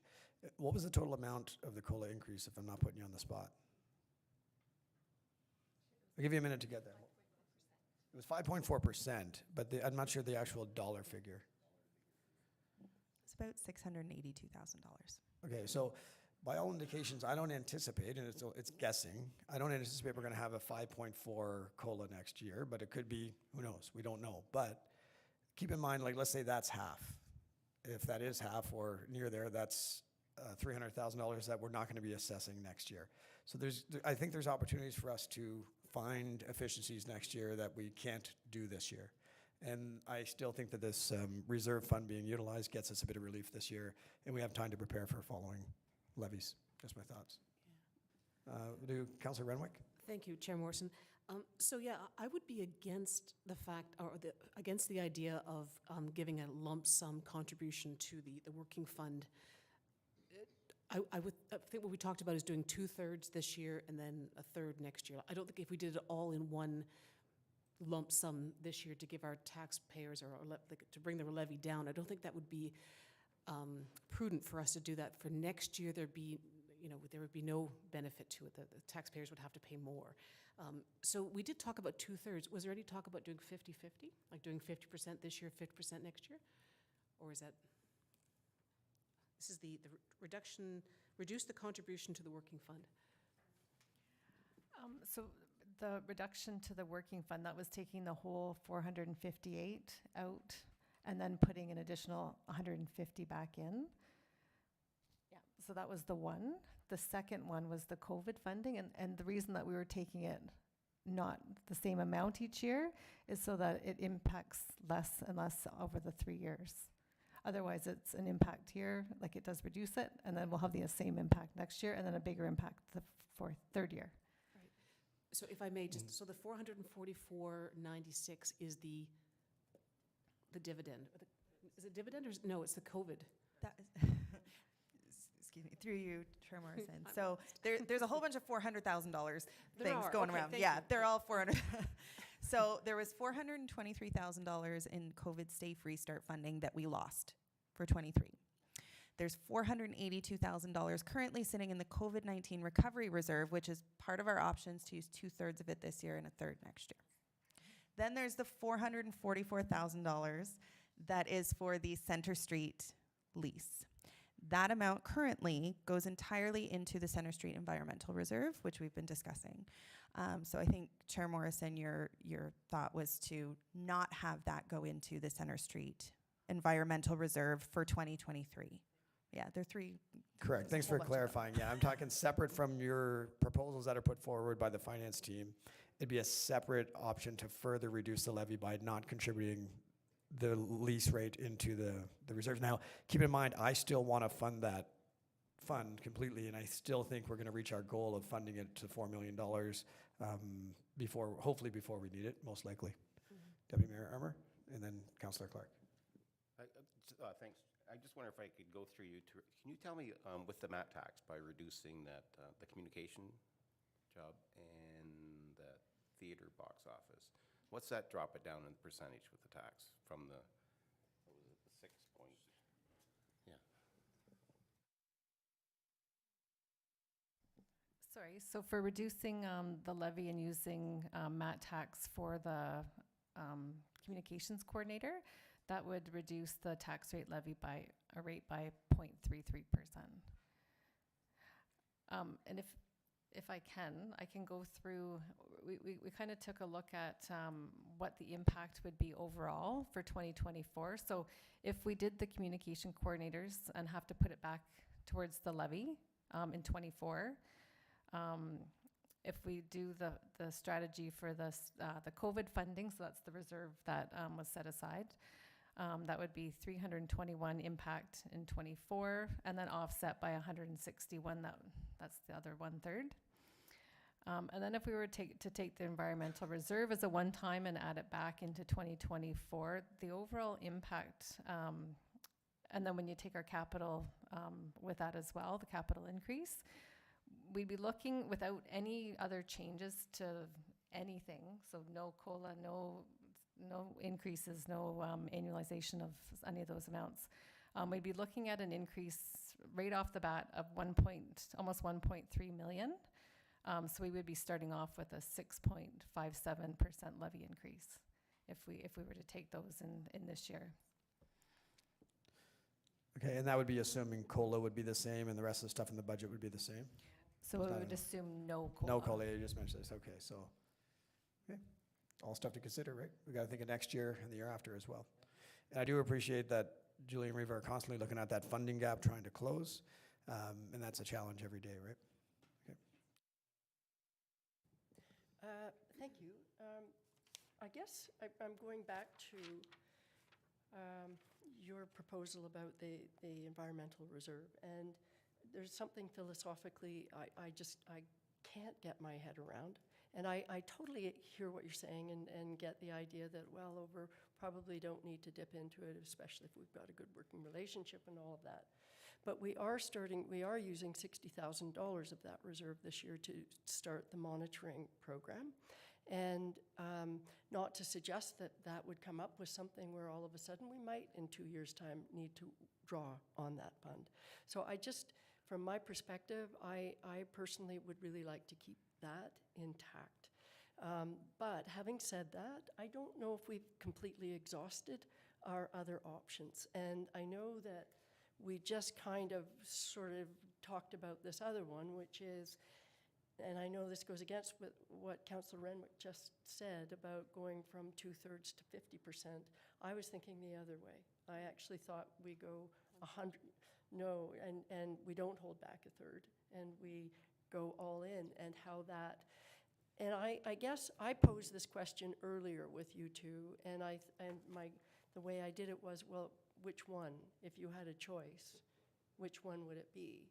And I think your preference was leave the environmental reserve alone and go for this. Either way, we have to account for those dollars next year. Either way. But one way just seems smoother to me than the other.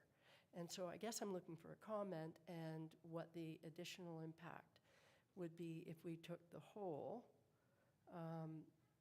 instead of holding back a third. And just another one that's in reference to what Deputy Mayor Armour said about the impact, and you said it's 0.3% with respect to the MAT funded funding, using that towards communications and front of house. So if you included and front of house, but the whole position, then that would be a different number, right? Do we have an idea? Just estimate. I think just estimate it'd be close to, for both positions, it would be around 0.7. And for the whole position, not the $15,000. That's right, if you had So the whole position, so 2 full-time positions. Okay, so 0.7. And then could you humor me and add in, if we decided, if there was an appetite to do the full, which one am I referring to now? The COVID-19. Thank you, Councillor Schumacher.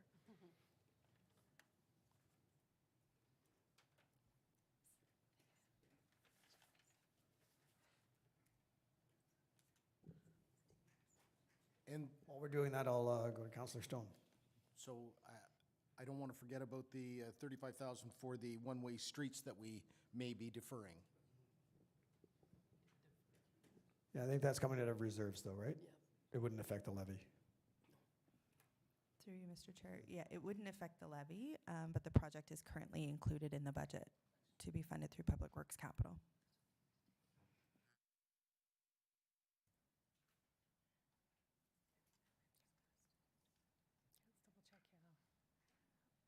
While you're working out those numbers, we'll go to Mayor Alcock.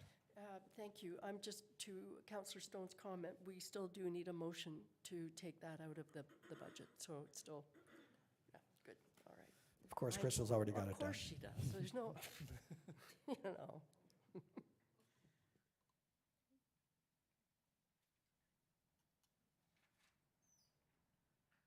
Over to Councillor Clark. Thank you, Chair Morrison. I'll just make a quick comment while everybody's doing some numbers over there. I'd just like to acknowledge the fact that it's, for sure, it's a tough budget this year. And I think it's mainly due to inflation for the most part, as everybody's dealing with that same issue. I just wanted to speak to Councillor Morrison's idea in regards to using the infra pipe funds.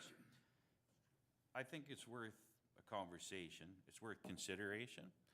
I don't know if I would be in favor of using the full amount, but I would certainly consider using some funds. And I also think it's important to know that I think inflation was going to be better in '24 than it is this year. You know, there's a lot of people that think right now we're sitting at about 5 to 6%. I think there's a good chance that that's going to be around 3.5% by the fall, according to a lot of economists that you might read. So that's something to think about. There's some hope for inflation as we move into next year. Thank you. Thank you, Councillor Clark. And I think we have some numbers. Okay. So I just want to clarify, so this is funding both positions, the full positions for communication coordinator and for the front of house coordinator, and for implementing the two recommendations that were in the budget document. And that would get us, oh, sorry, with the exception of taking the full amount of the COVID recovery fund. That would get us to a tax increase for the town of 5.29%. And overall, on the tax bill, it would be an increase of about 3.44 when you incorporated the education and district portion of the taxes. So the overall would be 3.44, and the town portion would be 5.29.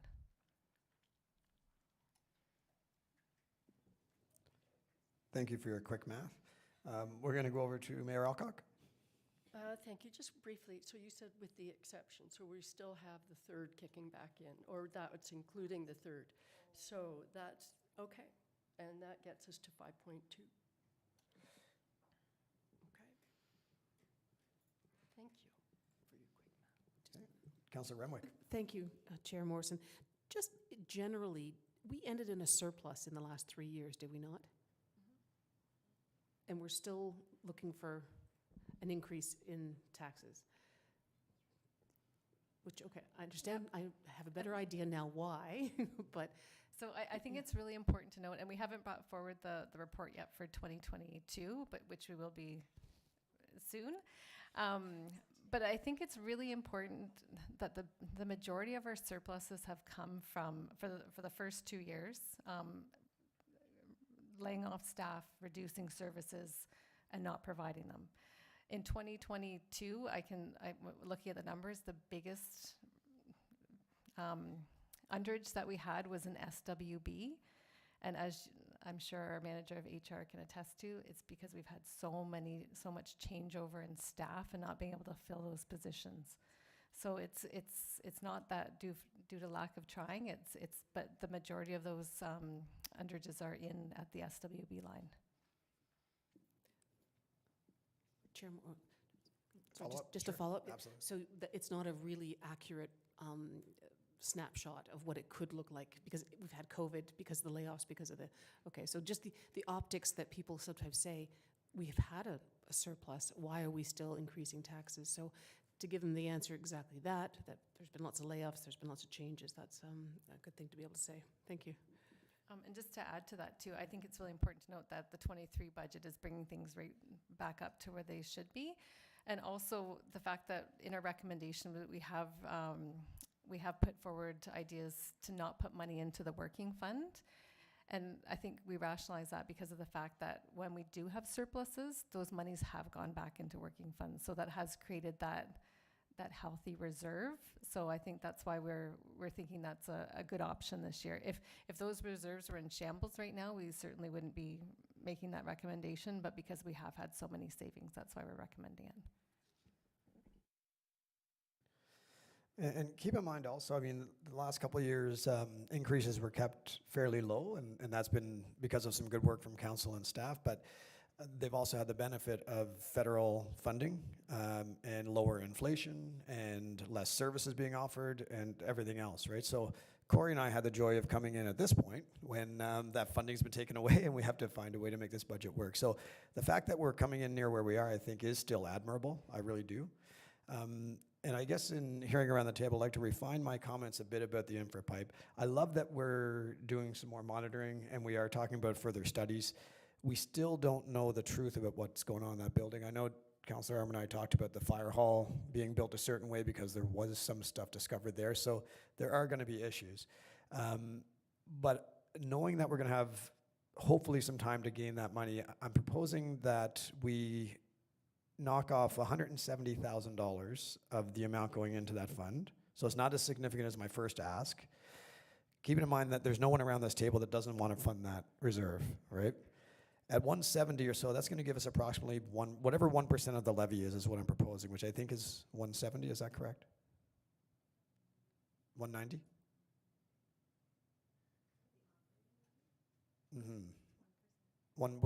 The 1% I believe is for 170 or 190. But my proposal is that we put enough in there to knock it down another 1%, which I think would be a huge win for us, without drastically jeopardizing ourselves going forward. I think it's and with still keeping in mind that we do care about that fund and we're going to fully fund it as soon as we possibly can. Anyway, while they're figuring out that number. Do you have it? It's approximately 200,000. All right, so my proposal would be that we reduce that fund by 200,000 and still fund 244,000. Go to Councillor Cloutier.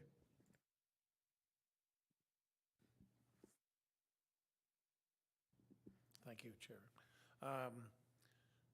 If we take the 200,000, when do we plan on putting it back in? I don't agree with taking that money out and it not getting back there. So we do have to, my thoughts, we have to put that money back in there.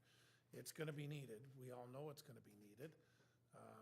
So if we have to put it back in, you know, we're going to have to find the 200 in another year or two or whatever, or pass it on to another council someday. So, you know, now, pay now, pay later, that's about what we're getting into if we take money out of that right now.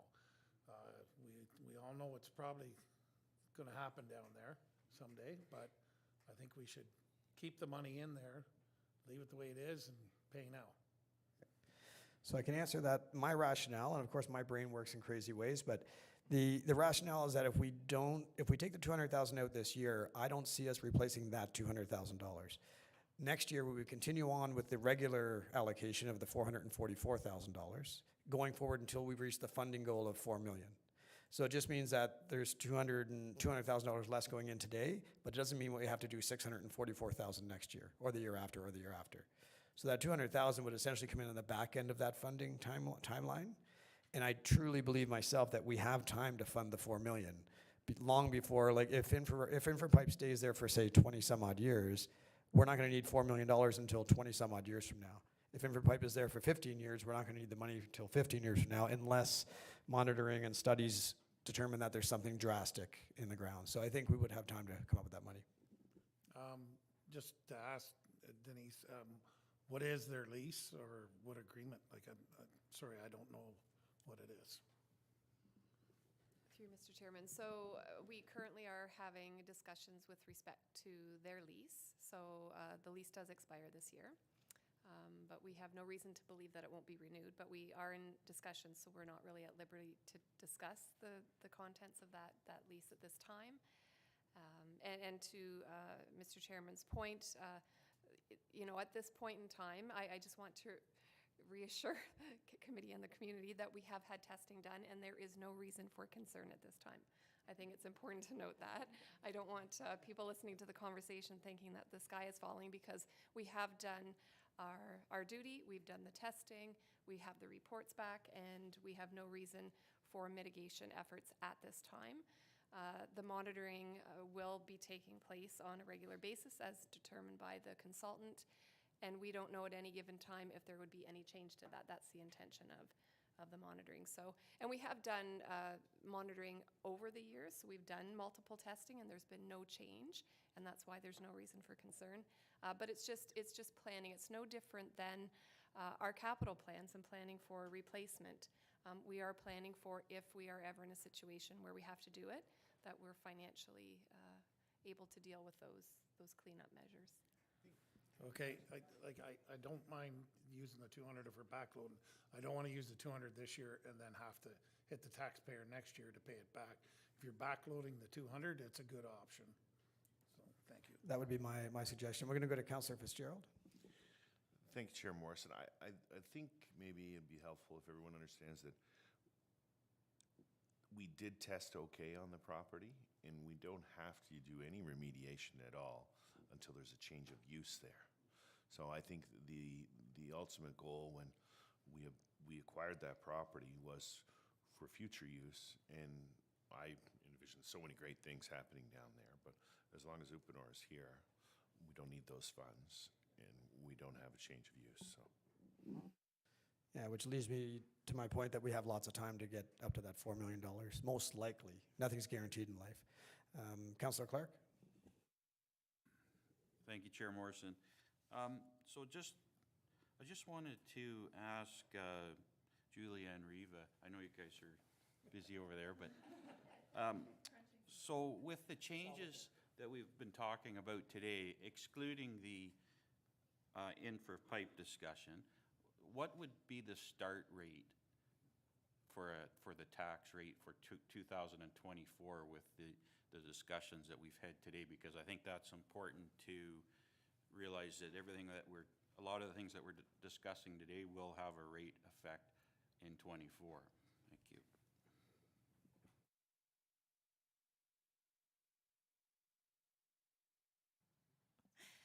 So just to clarify through you, Mr. Chair, which options are we looking at? Are we looking at the two that we proposed in the presentation? I believe, Corey, you're referencing where we got to the 5.29, right? Correct. Correct. Yeah, we got to 5.29 based on your last analysis.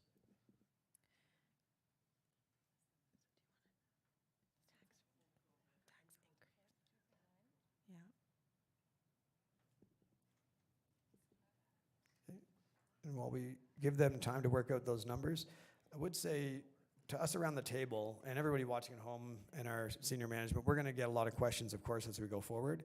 I think the one number that we don't promote enough is the actual impact on the tax bill, right? Like if we right now come up with a 5% increase, 6% increase, 7% increase of the Huntsville portion of the tax levy, that does not mean that anybody's taxes is going up that number. I love the fact that when we look at a 5.29% increase, your tax bill is actually going up 3.44%, not 5.29. So I want to promote that number and talk about it more than we do currently. And also when we're discussing with members of the public, nobody around this table had an appetite for cutting services, especially coming out of COVID when nobody was able to do anything. So the other option to get their tax bill down would be to cut a whole pile of services, and that was considered, but never seriously. So that's another thing to think about.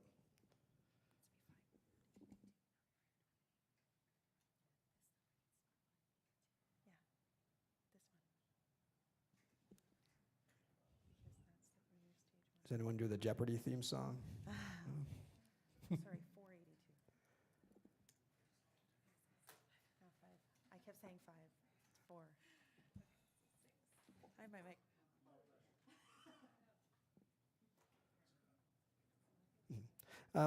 Is everyone okay if we take a 5-minute bathroom break? Okay, 5 to 7. Okay.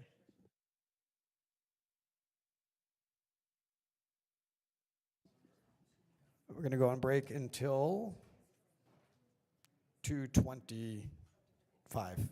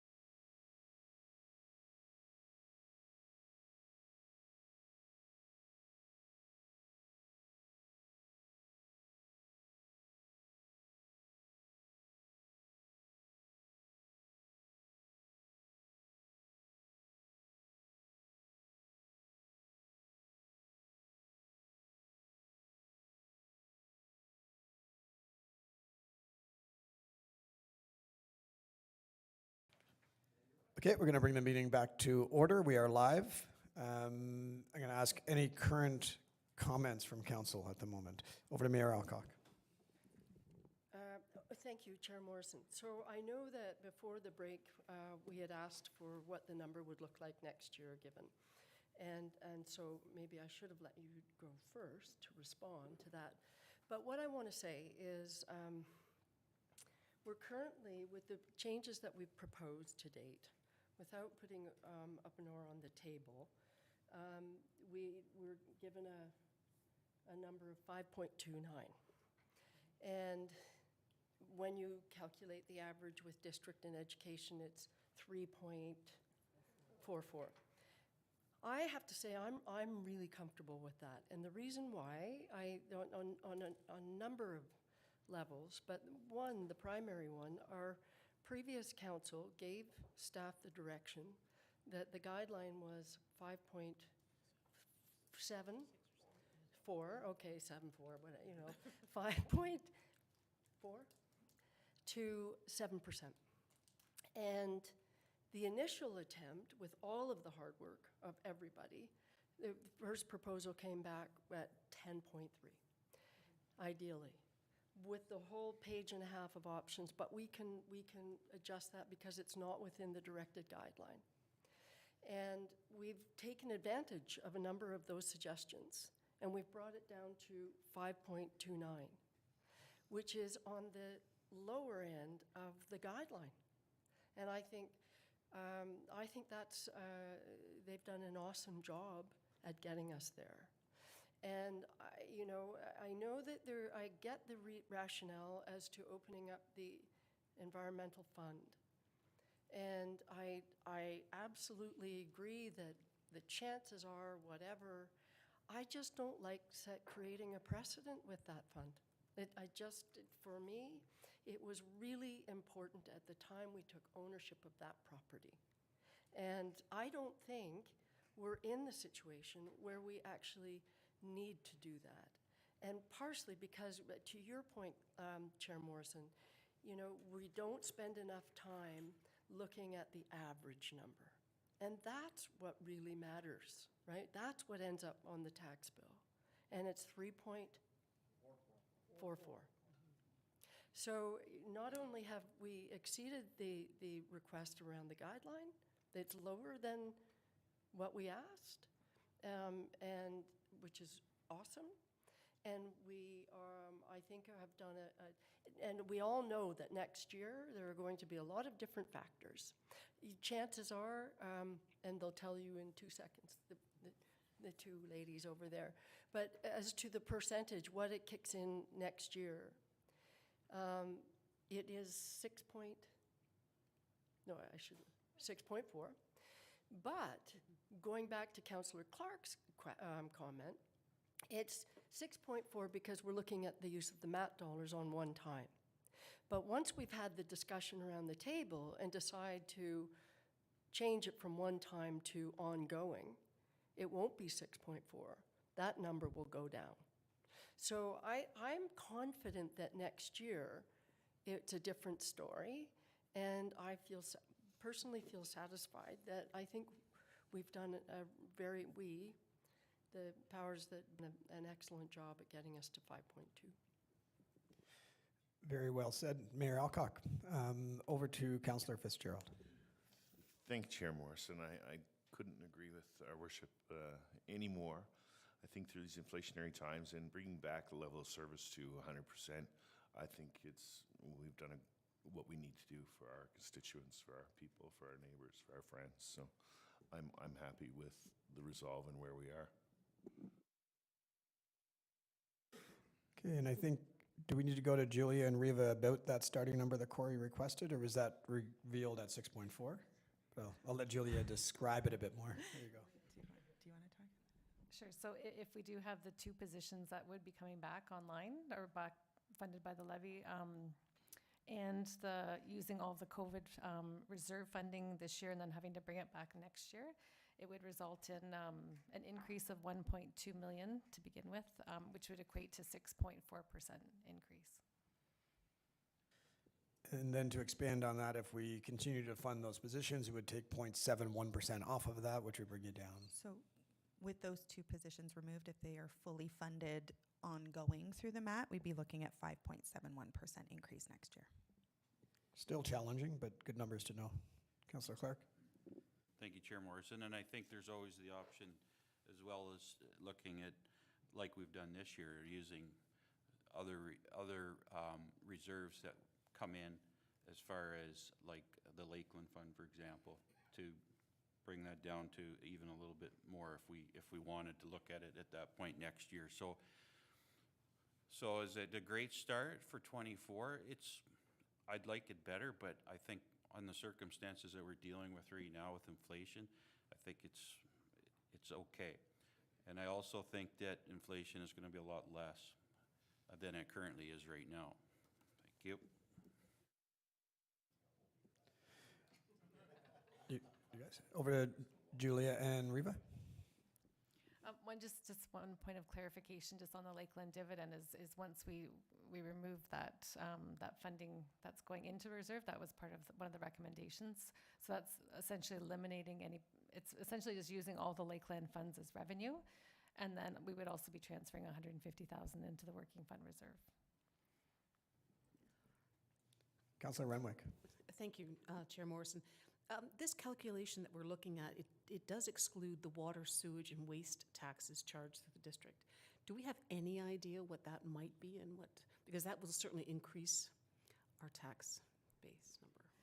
I do have to look for those numbers for you because I don't have them off the top of my head. But the reason why we don't include them is because not all properties have all those charges.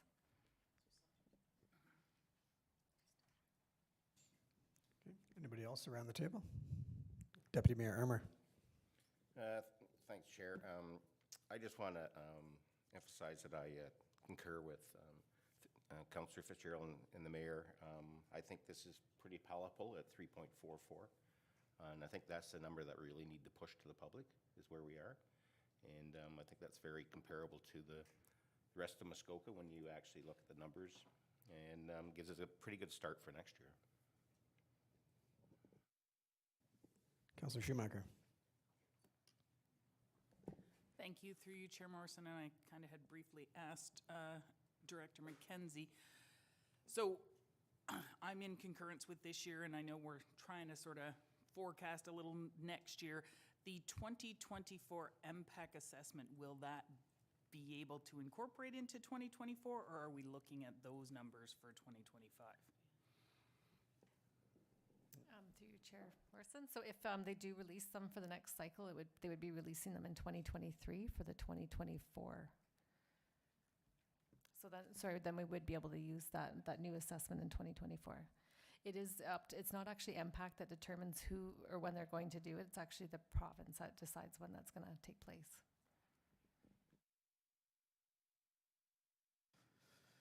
Anybody else around the table? Okay, seems fairly obvious that I would like to take some of the money out of that environmental fund, but I'm also really good at counting to 5. And in the interest of time and whatnot, knowing that I'm probably not going to get that vote, I'm going to remove that idea of a motion off the table. And I believe there's a somewhat consensus around the table that we've done a really good job of getting to a number that we can stand behind as council.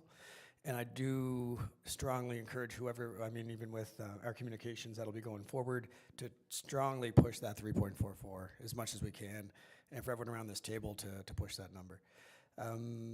Crystal, what is the next step for us? Take a short break while you work on a motion? Just a 5-minute break while Crystal works on the motion, and then we'll get back to it. And Deputy Mayor Armour has a comment. Thanks, Chair. Just one quick question. What's the 3.44 equate to for a $300,000 assessment in dollars? About $88 in total.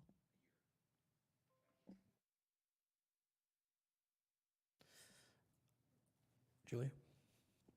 Sorry, just before we move on to working on the motion, I just wanted to clarify what we're looking at right now. So what we're hearing is that we're looking at the items that were in the proposal from the working group. So that was the 458,150 to come out of reserves.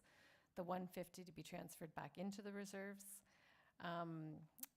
removing the one-time transfer for the working funds reserve, so that was just the switching of the reserves. That doesn't have an impact. Include the full amount of funding from the COVID-19 recovery reserve in 2023. Fund the communications coordinator for one time for the year through the MAT tax. Fund the entire portion of the theatre front of house position for 1 year from the MAT tax. And that's all. And I just wasn't clear whether we were doing anything with the funding for the 35,000 for the one-way streets, if that was coming out. Yep. Crystal has a separate motion for that, but we are doing, the 150 is not going back in now, right? We're going to do the full amount. Correct? I think, sorry, I had that discussion, and I was a bit confused too. No, we're still, at this point, putting the 150 back. Okay. So if that is an option, if we didn't want to do that, but that is our only contribution to working reserves, right? So that's why there was some hesitation around that. All right, and you guys believe that with the current format and keeping the 150 in, it keeps us very healthy. With not contributing that 150, would we still be in a good position, or would you think we'd be compromised?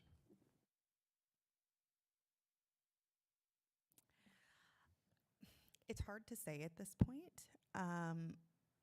I would strongly recommend not removing all of the contributions and not putting anything back in, because we have been putting $458,000 into that working funds reserve. And our financial reserves policy does provide us with a limit of where the reserve should be falling within. With previous surpluses, and I know, Councillor Renwick, you did mention surplus over the last couple of years. So there was a relatively large surplus in 2021, but none of that went into the working funds reserve. That went to replenish the fleet capital reserve. So there was, I think it was 1.7 or 1.8 million that was transferred into that reserve. So we are in a healthy position, but it's unknown. I was just going to add that we have had floods and other events in the past where, knock on wood, we haven't had any for a while, but it will just take one of those till we go back and say we should be putting more money into that reserve fund. That's like talking about a goaltender shutout in the last minute of a game. I don't know if you should be doing that. Okay, so it sounds like your opinion is that we should keep that 150 at the 6.4% starting point next year. Does that include us having that 150 to contribute? Or would that 150 actually bring that number down? So that 150 would be an ongoing annual contribution into the reserve, so it wouldn't affect the levy next year.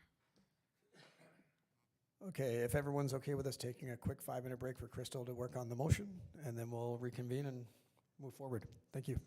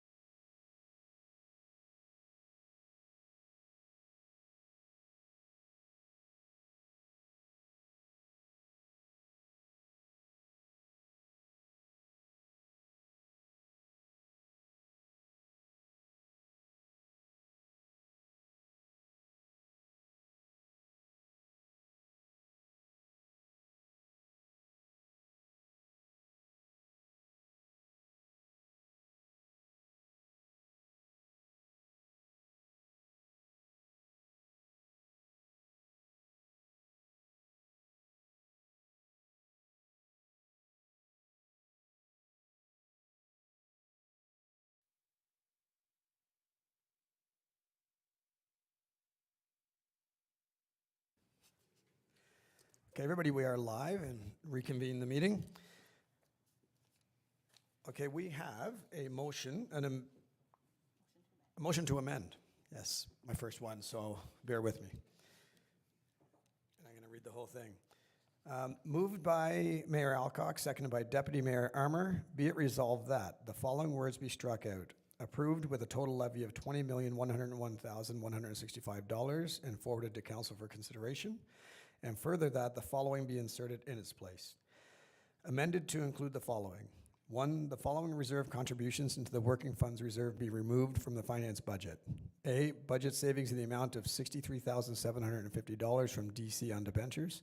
B, dividend income in the amount of $324,400 to be transferred to reserves. C, maintain funding from debenture changes in the amount of $70,000. 2, add an annual contribution of $150,000 into the working funds reserve in the finance budget. 3, remove the one-time contribution to working funds reserve from the COVID-19 recovery reserve in the amount of $482,200. 4, include a reserve transfer of $482,200 from the COVID-19 recovery reserve in 2023 and close the reserve. 5, the one-time consulting fees of $35,000 for a one-way street study as identified in report OPS 2021-40 and funding of $35,000 from the Public Works Capital Reserve be removed. And 6, notwithstanding the municipal accommodation tax budget principles policy number budget financial -20, the following positions be funded for 1 year from the municipal accommodation tax general reserve.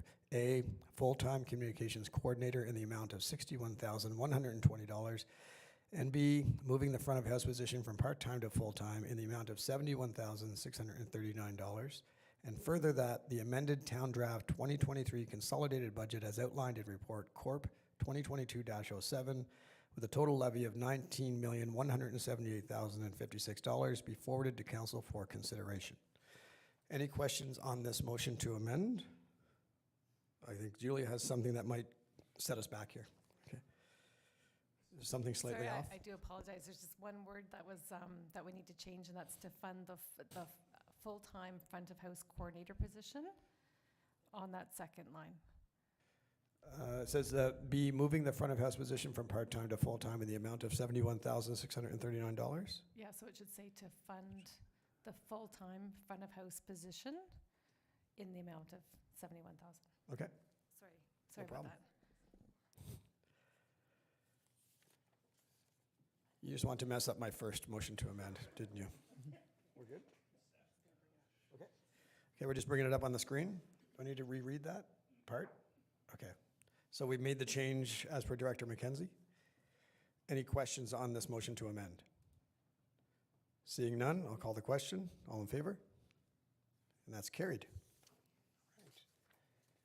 Okay, now, any questions on the amended motion? Motion as amended, I believe. Okay, seeing none, call the question. All in favor? And Bob, the amendment is just because we didn't present the original, okay? And that is carried. And now I can pass it over to Mayor Alcock as she takes over, thankfully. I just want to say what a stellar job Councillor Morrison has done today. Hard act to follow there, sir. Really, no, I mean it, a fantastic job. So I am moving on to new business, and the first item under new business, I do have a motion moved by Councillor Clark, seconded by Councillor Renwick. It is recommended that committee adopts the following 2022-2026 terms of reference as presented. Number 1, Active Transportation and Public Transit Committee. 2, Community Services Master Plan and Waterfront Strategy. And 3, Environment and Climate Change Committee. And are there any questions or comments? I can just speak quickly to these. They're fairly high level to give each of the committee chairs and vice chairs some direction where to begin, as well as our new employee who's starting next week, I believe. And so with all of those people, you can look at the terms of reference with your committees, and I'm sure you can tweak them if need be. But they're high level, and I doubt they'll need a lot of tweaking because there's a lot of flexibility in there. So, are there any other questions or comments? Seeing none, I will call the question. All those in favor? And that's carried. Thank you. And the next item,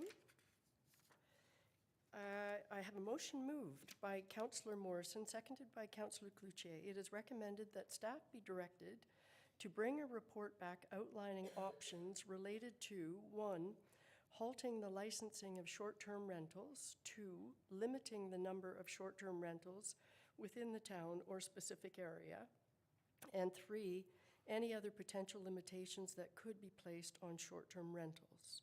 Perhaps, Councillor Morrison, would you like to speak to this? Yes, quickly, we brought it up at the last meeting that we'd like to review what we can, can't do around our short-term rental policies, whether we can halt any new approvals, whether we can look at difference in fees.